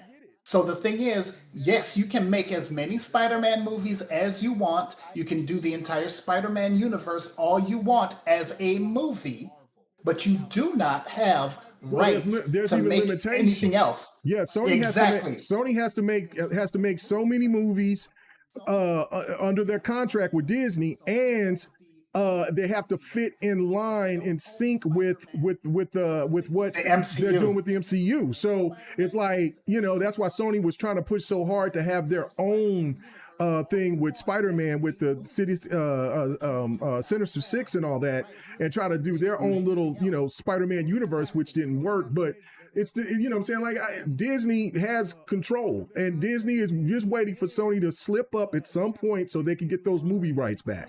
And then because there have been no question in my mind, Spider-Man would be a multi-plat. And it might become a multi-plat at some point in time, the way that the climate is with gaming. But I mean, this is about you talking about with Oblivion, but I don't know. I just thought that was kind of wild, you know, because I mean, that just, you know, grasp the straws. But yeah, we should have a conversation sometime next phase for sure. Like, I mean, and you can explain yourself and make me understand your point a lot more clearly. See, now he's repeating what I just said, but he's saying, does it make a difference? I mean, yeah, it makes a difference. I think honestly, it don't. Like, I mean, like, that's what I'm saying. Like, if we're gonna sit here and try to see, this is the thing. What I was bringing up earlier in the stream was, like, people like to pinpoint little things here, little things there. At the end of the day, it don't matter. I mean, it's right in our face. Like, I mean, Xbox, yes, they are in a position, they are giving their game, they're putting their games on other platforms. Yes, the old traditional way, yes, it sucks. But in this new era of how everything is structured and how it's going to go, man, hell, in 10 years, ain't nobody going to care about that, because Xbox is going to continue to grow.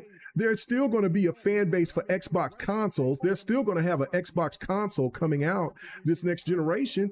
After a generation after that, like, people keep thinking that Xbox or that PlayStation is going to keep making PlayStations forever in the same format. No, things is going to start getting more digital. I mean, hell, we already seen. I seen just earlier today, before I started the stream, where somebody was saying, man, I don't even own an Xbox, and I bought my new TV and I'm playing Xbox through Game Pass. Man, this is pretty wild. This is cool. They were playing South of Midnight. So, I mean, listen, it's just a matter of time before the boxes themselves become outdated and moved on. Yeah, it'll become obsolete. And the whole thought of exclusivity is still going to matter to Nintendo, to Nintendo, but I think Sony at some point is going to have to succumb to the throat needle too, and say, okay, you know what? Yeah, we can sell these consoles, but if we're selling consoles at $1,000, you know what I'm saying, $800 a pop, and people aren't buying our consoles at a high clip, like they once were with the PlayStation 4, you know what I'm saying? And like the PlayStation 5 is doing good, but it still ain't going to catch the PlayStation 4. I know people say it's on par. It's not going to catch the PlayStation 4. Especially if they maintain these prices, it is not going to catch the PlayStation 4. If it was dropping price like consoles normally do, I could say, yeah, it has the opportunity to catch the PlayStation 4, to catch the PlayStation 4. No, not if these prices are staying like this. And hell, people can brag about the Pro. Pro it's going to be just like the last PlayStation Pro. It's going to be I don't know, what was it, like 3 to 5% of PlayStation sales. So that's nuts, man. That's nuts. Hey, I gotta bite back on Fahim and Next Phase right now. Okay, What are you saying? Well, okay. so see, all right. Here's the thing. They want to talk about the exclusives. Okay, fine. Does Sony own the MLB as a whole? No, they do not. So then why in the hell did they have MLB The Show exclusive to their system for such a long time, and now they're Because they forced? own the studio that owned Sony owned the studio that made MLB. Yes. Yeah. But they don't own MLB as a No. whole. So They let's don't go own back to the game Spider-Man. license. Yeah. So let's go back to Spider-Man. They own the studio that makes Spider-Man, but they do not own Spider-Man as a whole. Now, why don't you put that in your think cap? Come on now. Think. You got to understand, just because you own the studio doesn't necessarily mean you own the IP. Because Microsoft is going to be doing a deal with Toys for Bob. Yep. They no longer own the studio, Mm-mm. but they're going to do a lot of Microsoft branded games, and Microsoft owns the IP, but they don't own the studio. Okay? So the fact is, Well, they own yes, the there's IP. Did they own the IP? I thought they released No, it all. Oh, okay. no, I'm talking about they want to do like Banjo Kazooie. They want to do Yeah, some of those games. Well, I don't know. I don't know if they own the license or not. That's why I was asking. But go ahead, keep going. No. For Banjo, Spyro, and Crash, Microsoft owns the IP, but they don't own the studio. Right. I So know the they did a fact studio, is, the studio wants to make those games, and Microsoft says, "Okay, we're going to allow you to make those games. Do what you will with them." So here's the thing: they don't own the studio, but they own the IP. It's the other way around. So if Microsoft had owned Toys for Bob and still owned them, and they didn't own the IP, then you have a case of the same thing that we're saying with Spider-Man and MLB. Is the fact that they own the studio, but they don't own the IP. Yeah. So understand that if you don't own the IP, it should be multi-plat. If you do own the IP, you can make it exclusive or multi-plat if you want. Just because you own a studio does not necessarily mean you own the rights to that game. Period. Well, unless it's your own IP. I just want to say this, and then I'll get to the last topic so we can get out of here. But I'll just make this point. Let's say that you buy a used car, and that car was owned by 3 other people. So does that not make that your car? So you bought it last. There's a difference. There's a difference with cars in terms of physical ownership of a vehicle versus a license, intellectual property. That there's a difference. Intellectual property, somebody can own it and they can license it out to certain people to do with it as they choose. But there are limitations, like you said before. There are limitations to what they can and cannot do. So owning a car, completely different. owning an I'm IP. saying, but see, now you're still talking about we're still talking about the MLB thing and the Spider-Man thing. I'm talking about the Oblivion thing. I'm going back to With that. Yeah, because Microsoft owns the IP and the studio. yes, that's what I'm saying. So yeah, there you go. That's what I'm saying. Yeah, so that's why I made the scenario about the car. Like, yeah, you can have five people that own the car beforehand, but it doesn't matter. You still own the car. It's used, yeah, and it probably and then they're telling what kind of work was done, what kind of stuff was done to that car, ungodly things was done within the car with the previous owners. You don't know if they did something in the back seat. Right. You don't know nothing. So like, you know what I'm saying? Like they could have stuffed a body in the back in the trunk. But the thing of it is that now you own that car. So it's the same thing with what Microsoft owned Bethesda. So it doesn't matter. It is their game. So yeah, it was at one time a multi-plat, but they own that. They own the whole studio. So it's crazy. That whole entity. They own the studio and the IP. The IP. Yes, it's theirs. So it's pretty wild. Okay, so my last thing that I was going to say was talk about was the handheld. The Xbox handheld came out, I think today or yesterday, where they said that they were going to be putting the handheld on pause. It'll eventually come out, but it's not going to be coming out. It's going to come out after the new console, the new Xbox. And some is speculating that the new Xbox, that the handheld itself might not see the light of day. I don't know what you think, Viper. Is this good news, bad news, whatever? Did Xbox see something that could have changed their mind, or is First it of just all, whatever? Too many things are leaking out. Okay, that needs to be curtailed right now. There's too much stuff being leaked out. I know there's speculation on a lot of things, and fine, we can speculate, but there's too much stuff leaking out. Now, if Microsoft comes out and says, hey, we were making this console or we were making this handheld, okay, fine. But before that, so many leaks were coming out on things that shouldn't have been leaked out.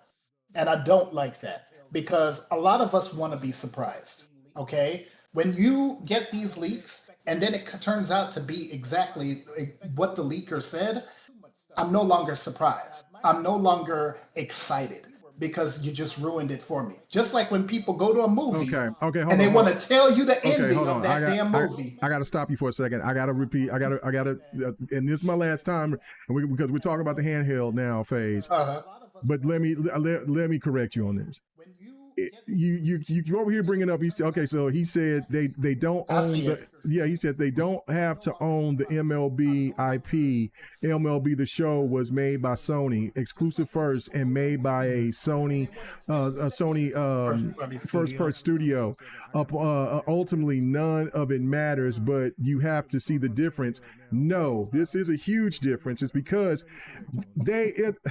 MLB, Sony can't even use that word MLB unless MLB says it's okay. They can make a baseball game, but it can't have the name MLB on there, and they damn sure can't have players that look like or have the names of the actual players that's in MLB.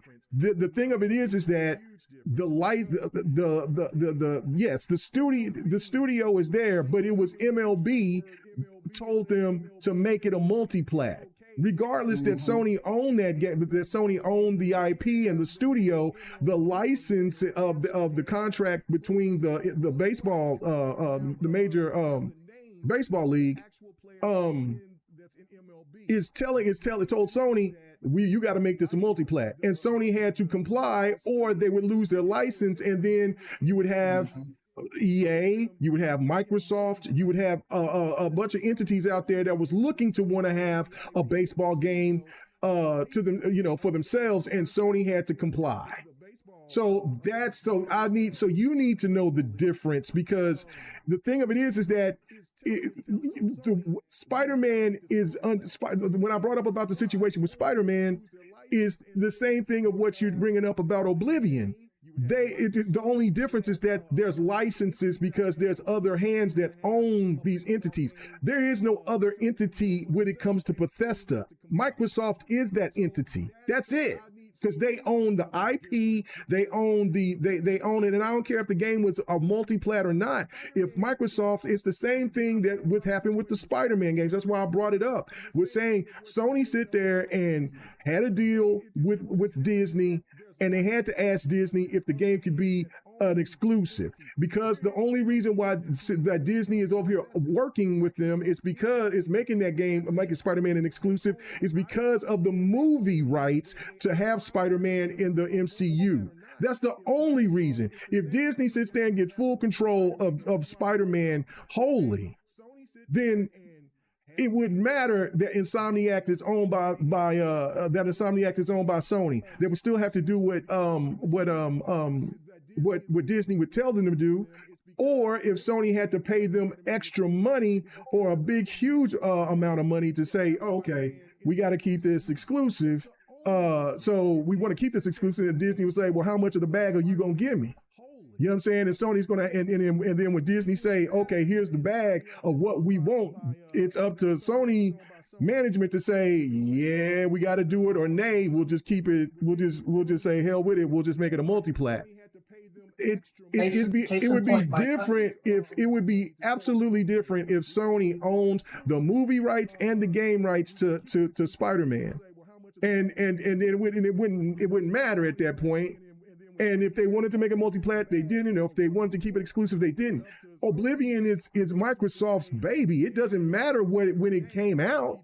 That remake was funded by Microsoft. So I just don't don't know where you're getting this whole thing and making this way more difficult than what it really is. It's bizarre. I mean, you know what I mean? But it is what it is. I don't know. It just sounds like you just wanted to nag about some bullshit. Okay. Yeah, he does. He does. Okay. Because that was one last thing I'm gonna say on it. Ain't nothing else I can say, because if you can't get it, it's over with. I'm gonna add on to your point here, because I'm looking right now at my console and I'm seeing Super Mega Baseball. You remember that one with the big old heads? Yeah. That stupid thing that was on the Xbox, Super Mega Baseball Extra Innings, and then Super Mega Baseball 2. They tried to make it look more realistic, but with more cartoon characters. But then, I mean, they didn't have MLB at the time because that was exclusive to Sony. So yes, you can make a baseball game, but they needed to have the licensing in order to have MLB. Look at all these football games that's tried to go out and compete against Madden. There's a difference. Exactly. You got to have the license of the NFL, and that's where the people are going to buy that game, is because they want to play with their favorite team. Yeah, you can make a team all you want to, and have it to where you can make the team, do a player creation and all this and that and the third, but it just ain't gonna resonate the same. It's just not. So look at how EA lost FIFA. And FIFA is the original and the ultimate licensing. Yep, and of FC soccer. did not sell well. Yep, and FC did not sell well. It did not sell well. It did not sell. It was the first time that sales were down for a soccer game that was made by EA in damn near 30 years. So they don't have NBA Live anymore. Well, now 2K has NBA. So that's different. That's a different situation. 2K just beat the dog shit out of NBA Live and didn't have to do the contract. Didn't have to do the contract thing. So can still make NBA Live game, but they just can't compete with the monster that is NBA 2K. It's that way. Now, people are wanting, I was just talking about that earlier, people are wanting for some competition because they want 2K to come back to the way that it used to, because they've gotten too crazy with the monetization and everything. But that was a different scenario where NBA 2K, where NFL 2K scared the shit out of EA and that's when EA went and ran and gave the bag to the NFL and say, listen, make us be your exclusive football game maker. and the And they got NFL college saw the football now. yeah, and they got well, college football is back now. Yeah, so but they but 2K that was the difference. NBA though, NBA could still EA could still make an NBA game. It's just it I don't it's, they just got overwhelmed by the popularity of 2K at that moment, and they just closed down shop because when the last NBA live came out, it sold decent. But that I think that was the year that they had Kobe on the NBA 2K. I think that was that year. That there was Kobe or Jordan on that cover on 2K, and that No, was it. That was it. That was it. the last NBA Live was 16, and who is this thing from Oklahoma? Some black dude. It was Kevin Durant, or it was James No, Harden. no, neither one of Oh, those. Russell Westbrook was on that cover. I have no idea who the hell this is. I uh, thought I thought It says Oklahoma City, and it has the zero on the front. oh yeah, okay, that's Westbrook. Okay, that's Westbrook. Okay, Yeah, all that's right. Russell Westbrook. Okay, yeah. Thunder up, baby. We going to the finals. Let's go. Anyway, so All right. Anyway, back to the handheld. yeah. Go ahead. Let me read this from Yo. He says, "K Mega, when you guys talk, I can hear y'all a second time. It sounds like someone is playing a show in the background. Oh, Not me. that could be me. That could be me. My bad. Sorry guys. That was me. Thanks. Thanks for letting me know, because I was sitting there going in there trying to figure out why my buddy Parrish couldn't see the on Twitch. That's what it was. Okay, I fixed that. Sorry. Thanks, Yobi. Appreciate it. Go ahead. Oh, so, all right. So, what's the question on the handheld? It was Since a handheld. we got interrupted. Yeah. What is the situation? How do you? I mean, is it? Do you think Microsoft is going to pull away from not making a handheld now? No, because they okay, want mobile. They want okay, mobile. okay. So the fact is, yes, they want to make a mobile app on a phone, but then what's another way to get mobile? Make your own handheld. Now, for now, yeah, they're gonna hold back on it because who's making a handheld for them right now that's gonna, have an Xbox overlay and Xbox OS? It's gonna be this new, what the hell they call it again? I forgot the name of it. um Come on, Steam Deck, what's the ROG Ally? Thank you, Oh, Rogue Jesus. out. Yeah. There's so many of them. I don't care about them like that. But go ahead. Yeah. Yeah, but the ROG Ally is going to have a dedicated Xbox button. It's going to Mm-hmm. have the Xbox OS, and this is their testing of how the OS is going to run. Because if you can get the OS working properly, then you can make sure to bring out the proper hardware, because the hardware is not the problem. Yes, there's R&D involved, and that's very expensive. The hardware is not the problem. The software, the operating system, has to has to hit. Because if the dashboard is terrible, if the interface is horrible, if it's clunky, like I can tell you right now, the dashboard that I could not stand at all, it was horrible, was PlayStation 3. I could not stand that dashboard because it was You don't like the PlayStation? clunky. Nope, I did not like the PlayStation 3 dashboard. PlayStation 4 was better. PlayStation 5 just kept on getting better. Xbox 360 was great with the blades. I'll say the blades on the 360 was great, but the other stuff that they did, it started to get a little clunky on the 360 after they kept on updating it. Xbox One, at first it was clunky, then it started to become more streamlined. Now, I still don't like all the extra ads on the Xbox, but it's still a little bit more streamlined than when it first came out. So the thing is that the interface has to hit properly, because if you have a terrible interface, if you can't get to the settings properly, if you can't get to get to the store properly, if you can't get to your game easy enough, it is not going to work out. So that's why they're not putting out the handheld now, because The test run has to be this ROG Ally. Can it do both the Xbox OS and Windows at the same time and be a seamless transition? Or does Microsoft have to tweak it a little bit more?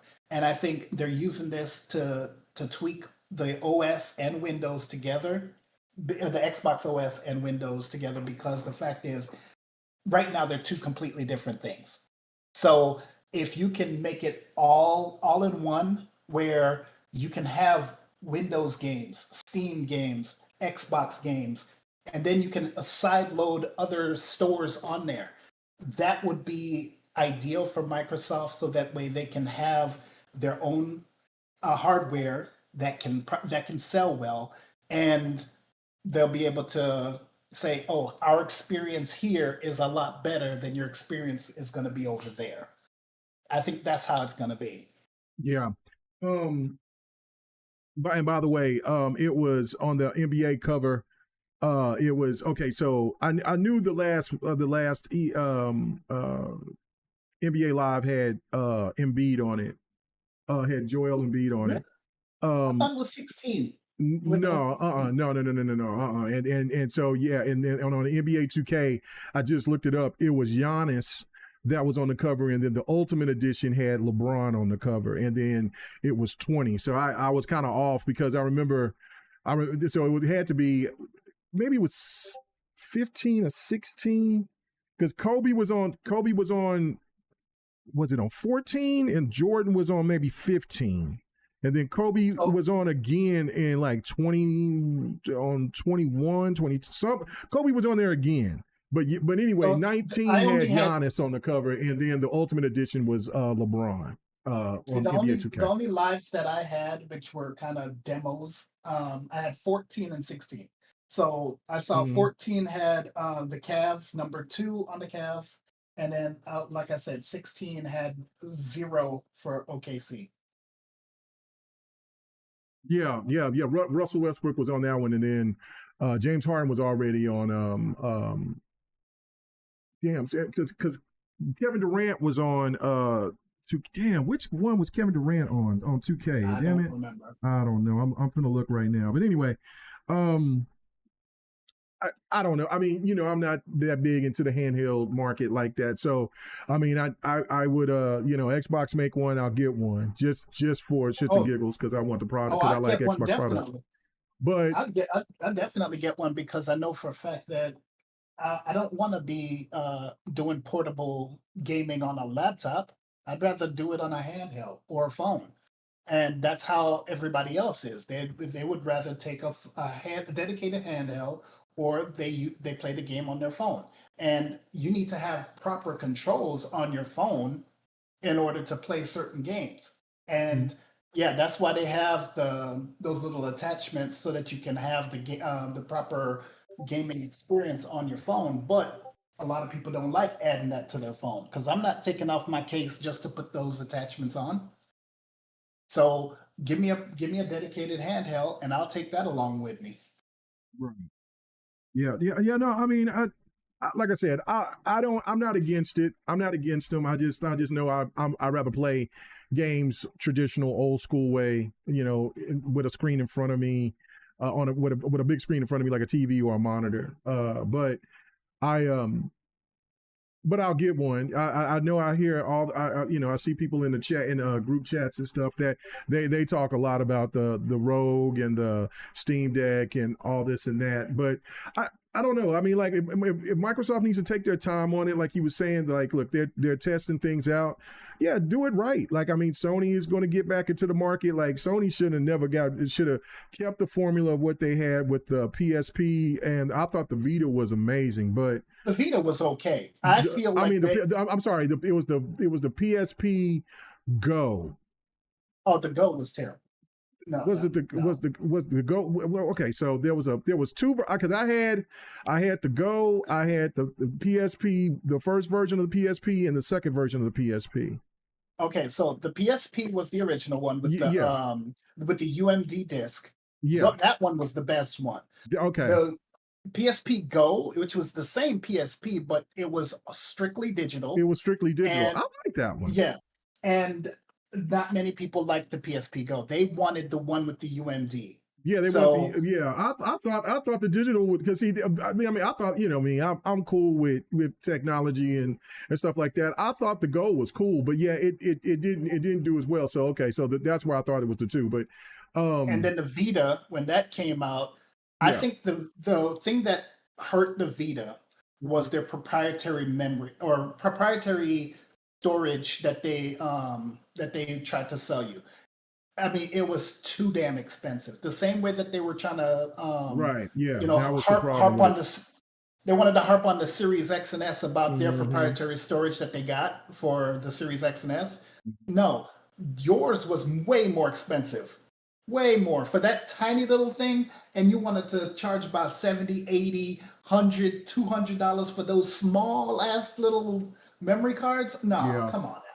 yeah, no, I thought the video was cool. I had somebody that I played on, played with it with my homeboy's Vita.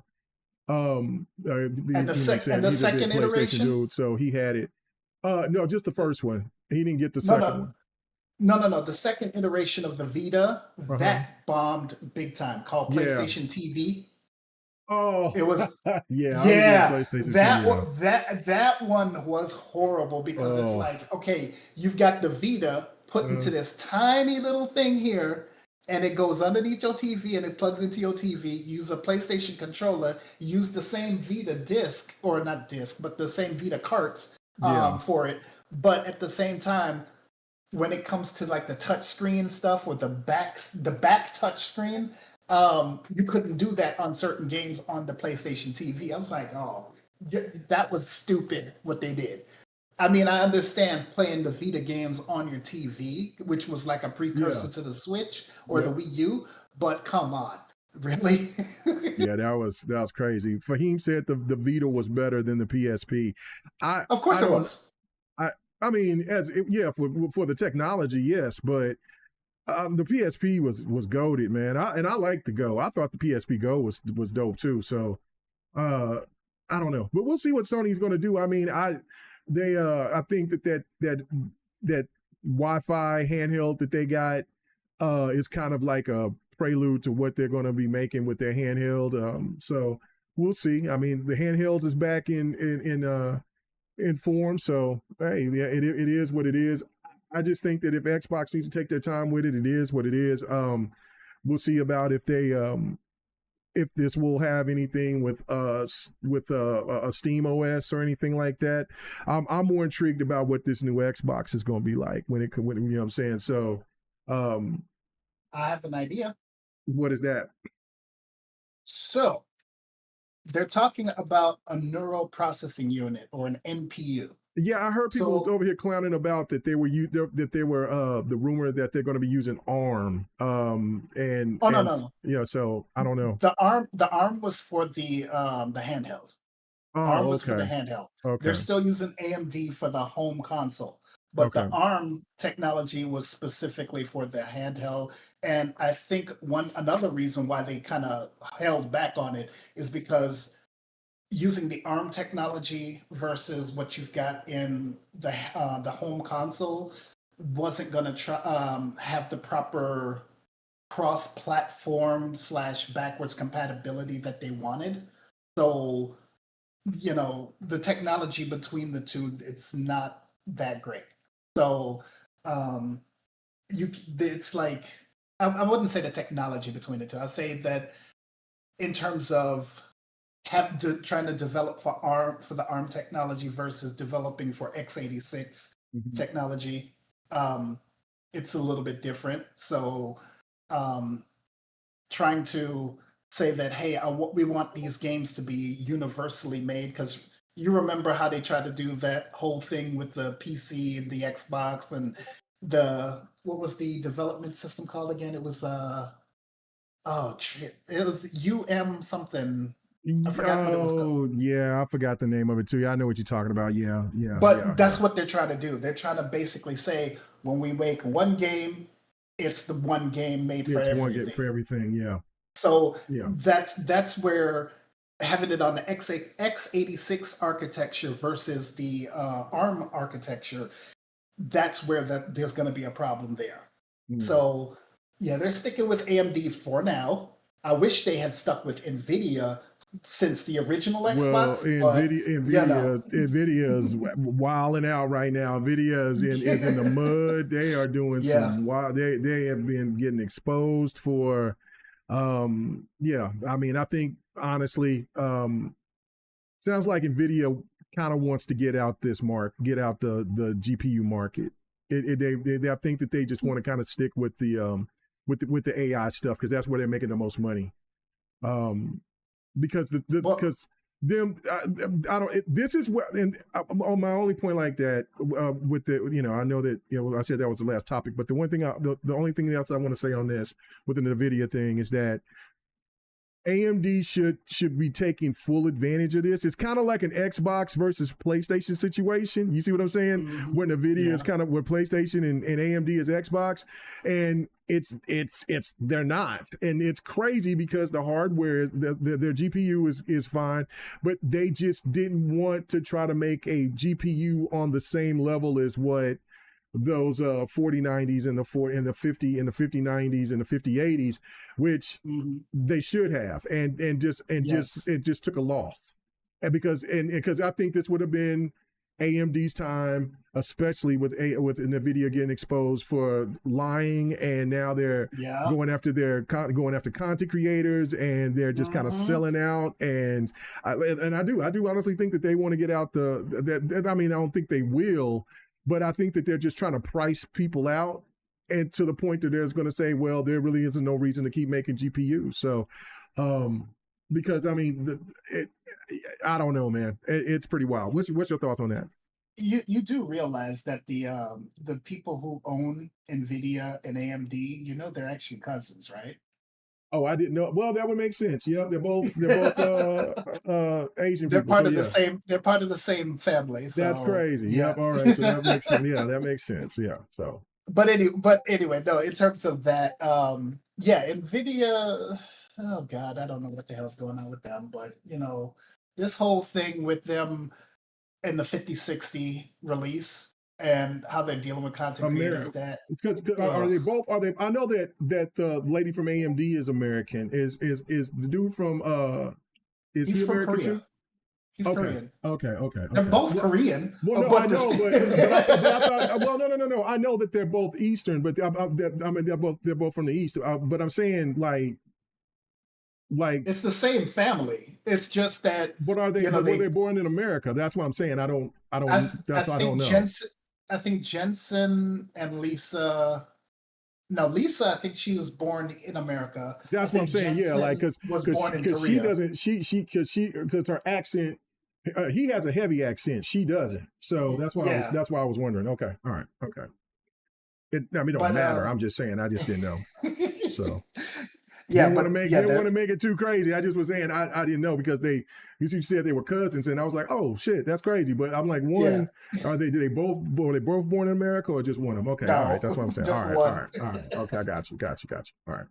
But in terms of what they're doing, I think we already saw the writing on the wall during the 40 series when Mm-hmm. that first was announced, um, because they were only doing very tiny iterations on what they already had.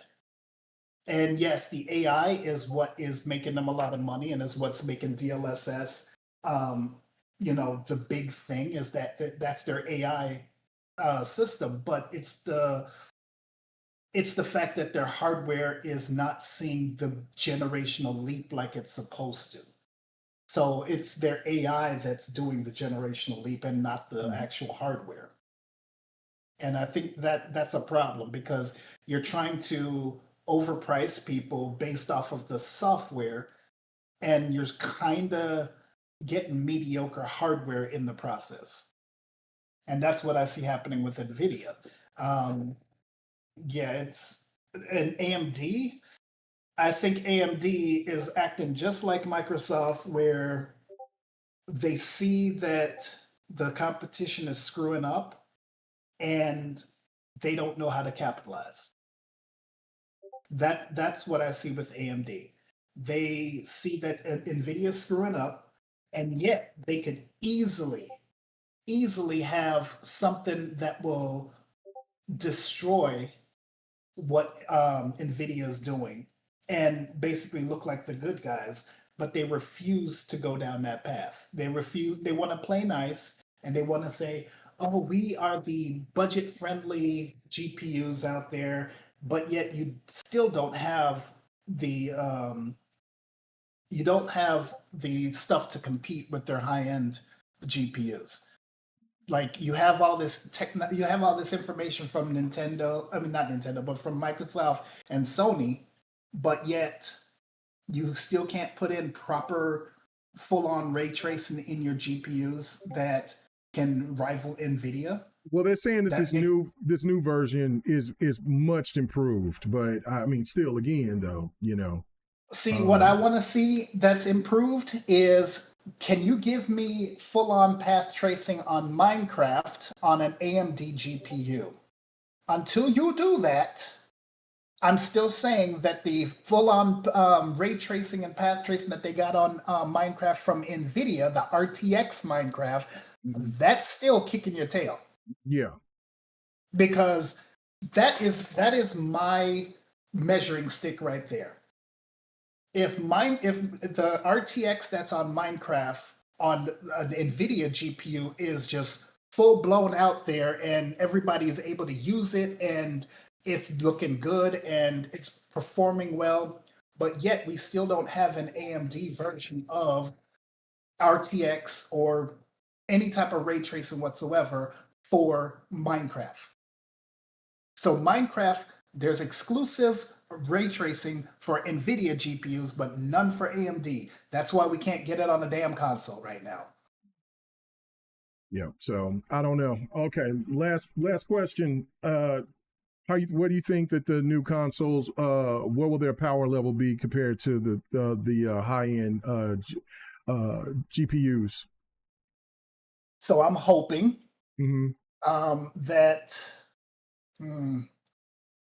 I am hoping that it is on the level of a I can't say the 50 series. I really can't. No, you can't. And You can't do that. I No. and I can't even say that it would be on the level of the 7900 XTX.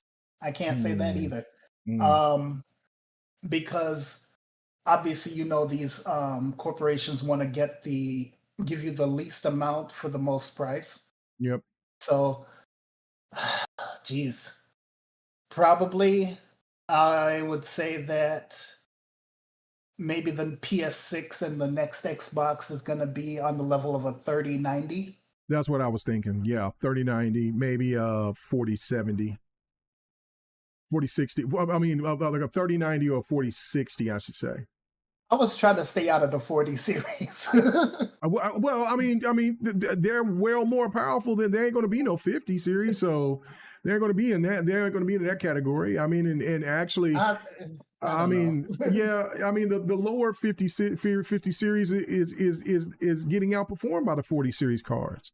So True. so yeah, like I mean, if it could be on the level of a 3090 or a 40 I would say if it's comparable of a 4070, then the console's going to be cooking. You know what I mean? But Well, I don't forget, I got yeah, a 3090 Ti right now. yeah, I know. So, Yeah. and the thing is that I'm already doing what the new consoles might be doing in the future, So I don't Well, know. but see again, but you got to look. But see again, there's going to be games with a lot of with path tracing and stuff like that. Mhm.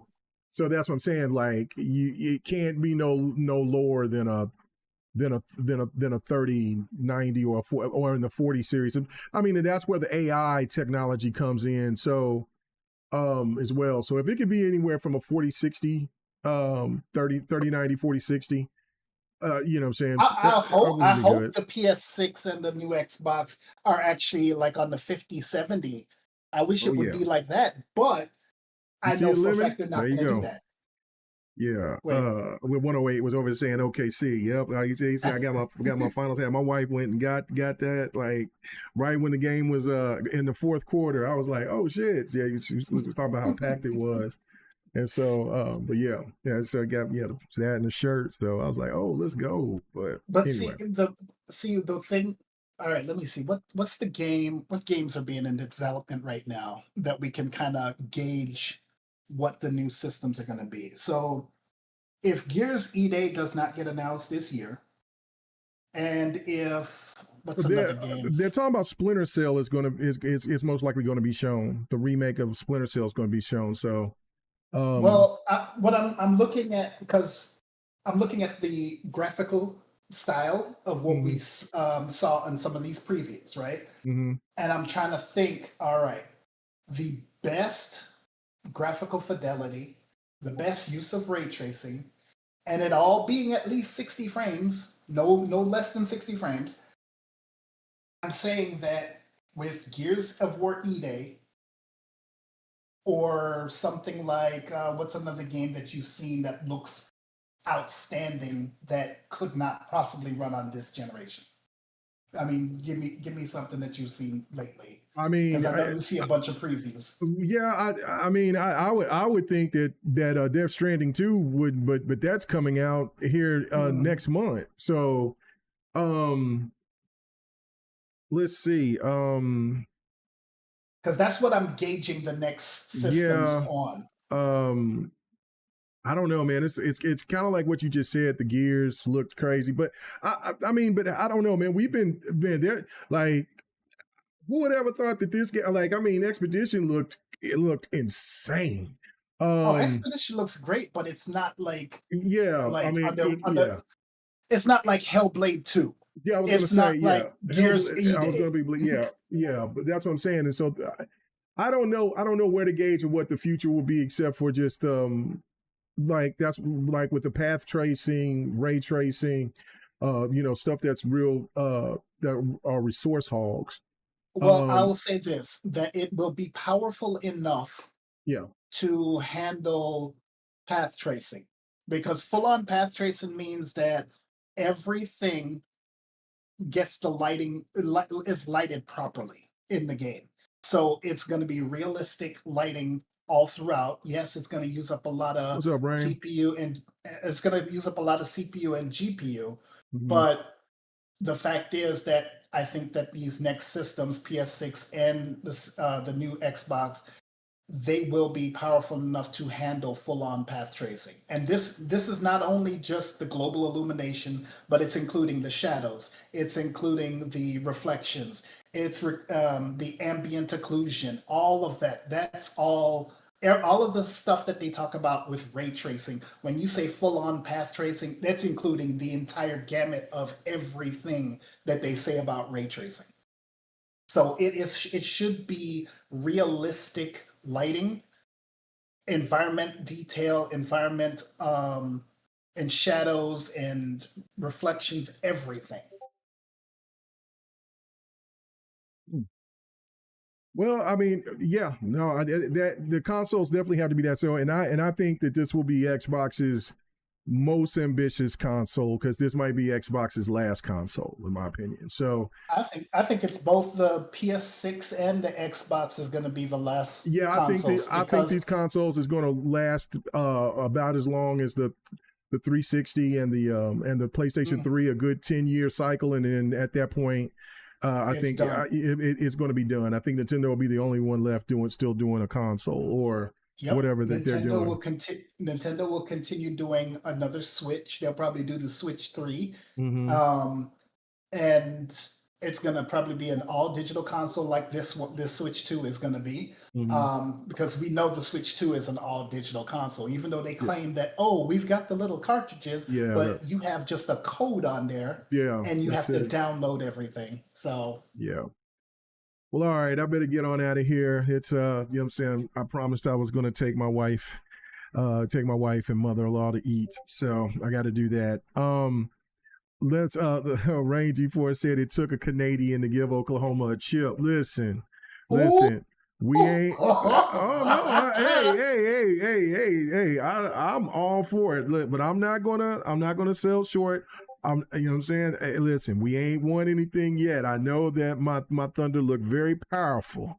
And I know, and to me, I felt this. I said if the Thunder can get, because the scariest team to me was the T-Wolves, and actually the scariest team that they faced was the Nuggets, which is crazy. But I'm not going to sell short. I still can't get over that name for Denver. I really can't. The Nuggets? Seriously.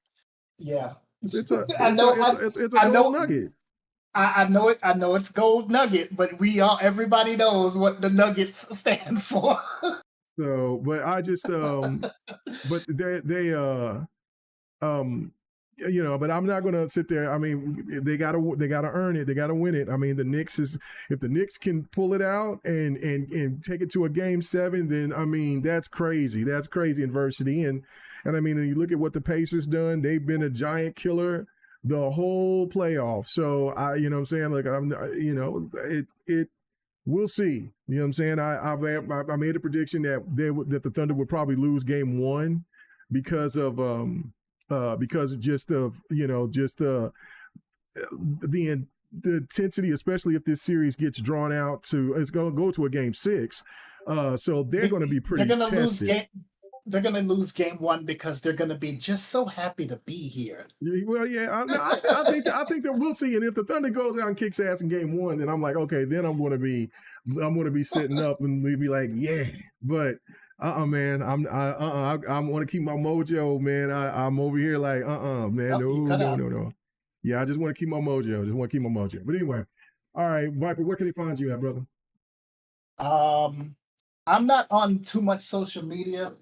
But I am on Steam, Xbox as RG Viper X, and or it'll be RG Viper X to find me, but it will show up as Venomous Viper. So, and other than that, no, just still going to school, dealing with classes. Got another exam to come up next week, and it's been rough, but I'm still a straight A's, and yeah. Very good, very good. All right, and yeah, you can find me here on. I'll be doing some fight night later on tonight. Thank you, Stanley. Really appreciate it. You know what I'm saying? Viper is the one that made the show great, man. Appreciate it. I'll be doing some fight night later on tonight, so catch me out here streaming again later on this evening, or I should say later on tonight. And yeah, man, we'll get to doing Fight Night Sunday this coming up Sunday. And yeah, it's gonna be fun. It's gonna be fun. And then you'll see me again probably Tuesday to do my thoughts, and we'll just try to see if we can get a regimen going so I can start, getting things here, start doing things regularly. To where I can start streaming and doing these live streams like this, and then also streaming just gaming content as well, so we can have these type of fun interactions. So appreciate everybody coming through. Thank you so much. And yeah, you know what I'm saying? If you are new to the channel, you like the stuff that we were talking about, or you didn't, hit that like button, dislike button. Let me know what you think in the comments. If you enjoyed the show, hey, if you ain't subscribed, do that. It will go a long way. It's free, costs you nothing. All right, guys, really do appreciate it. Thank you. Bye-bye.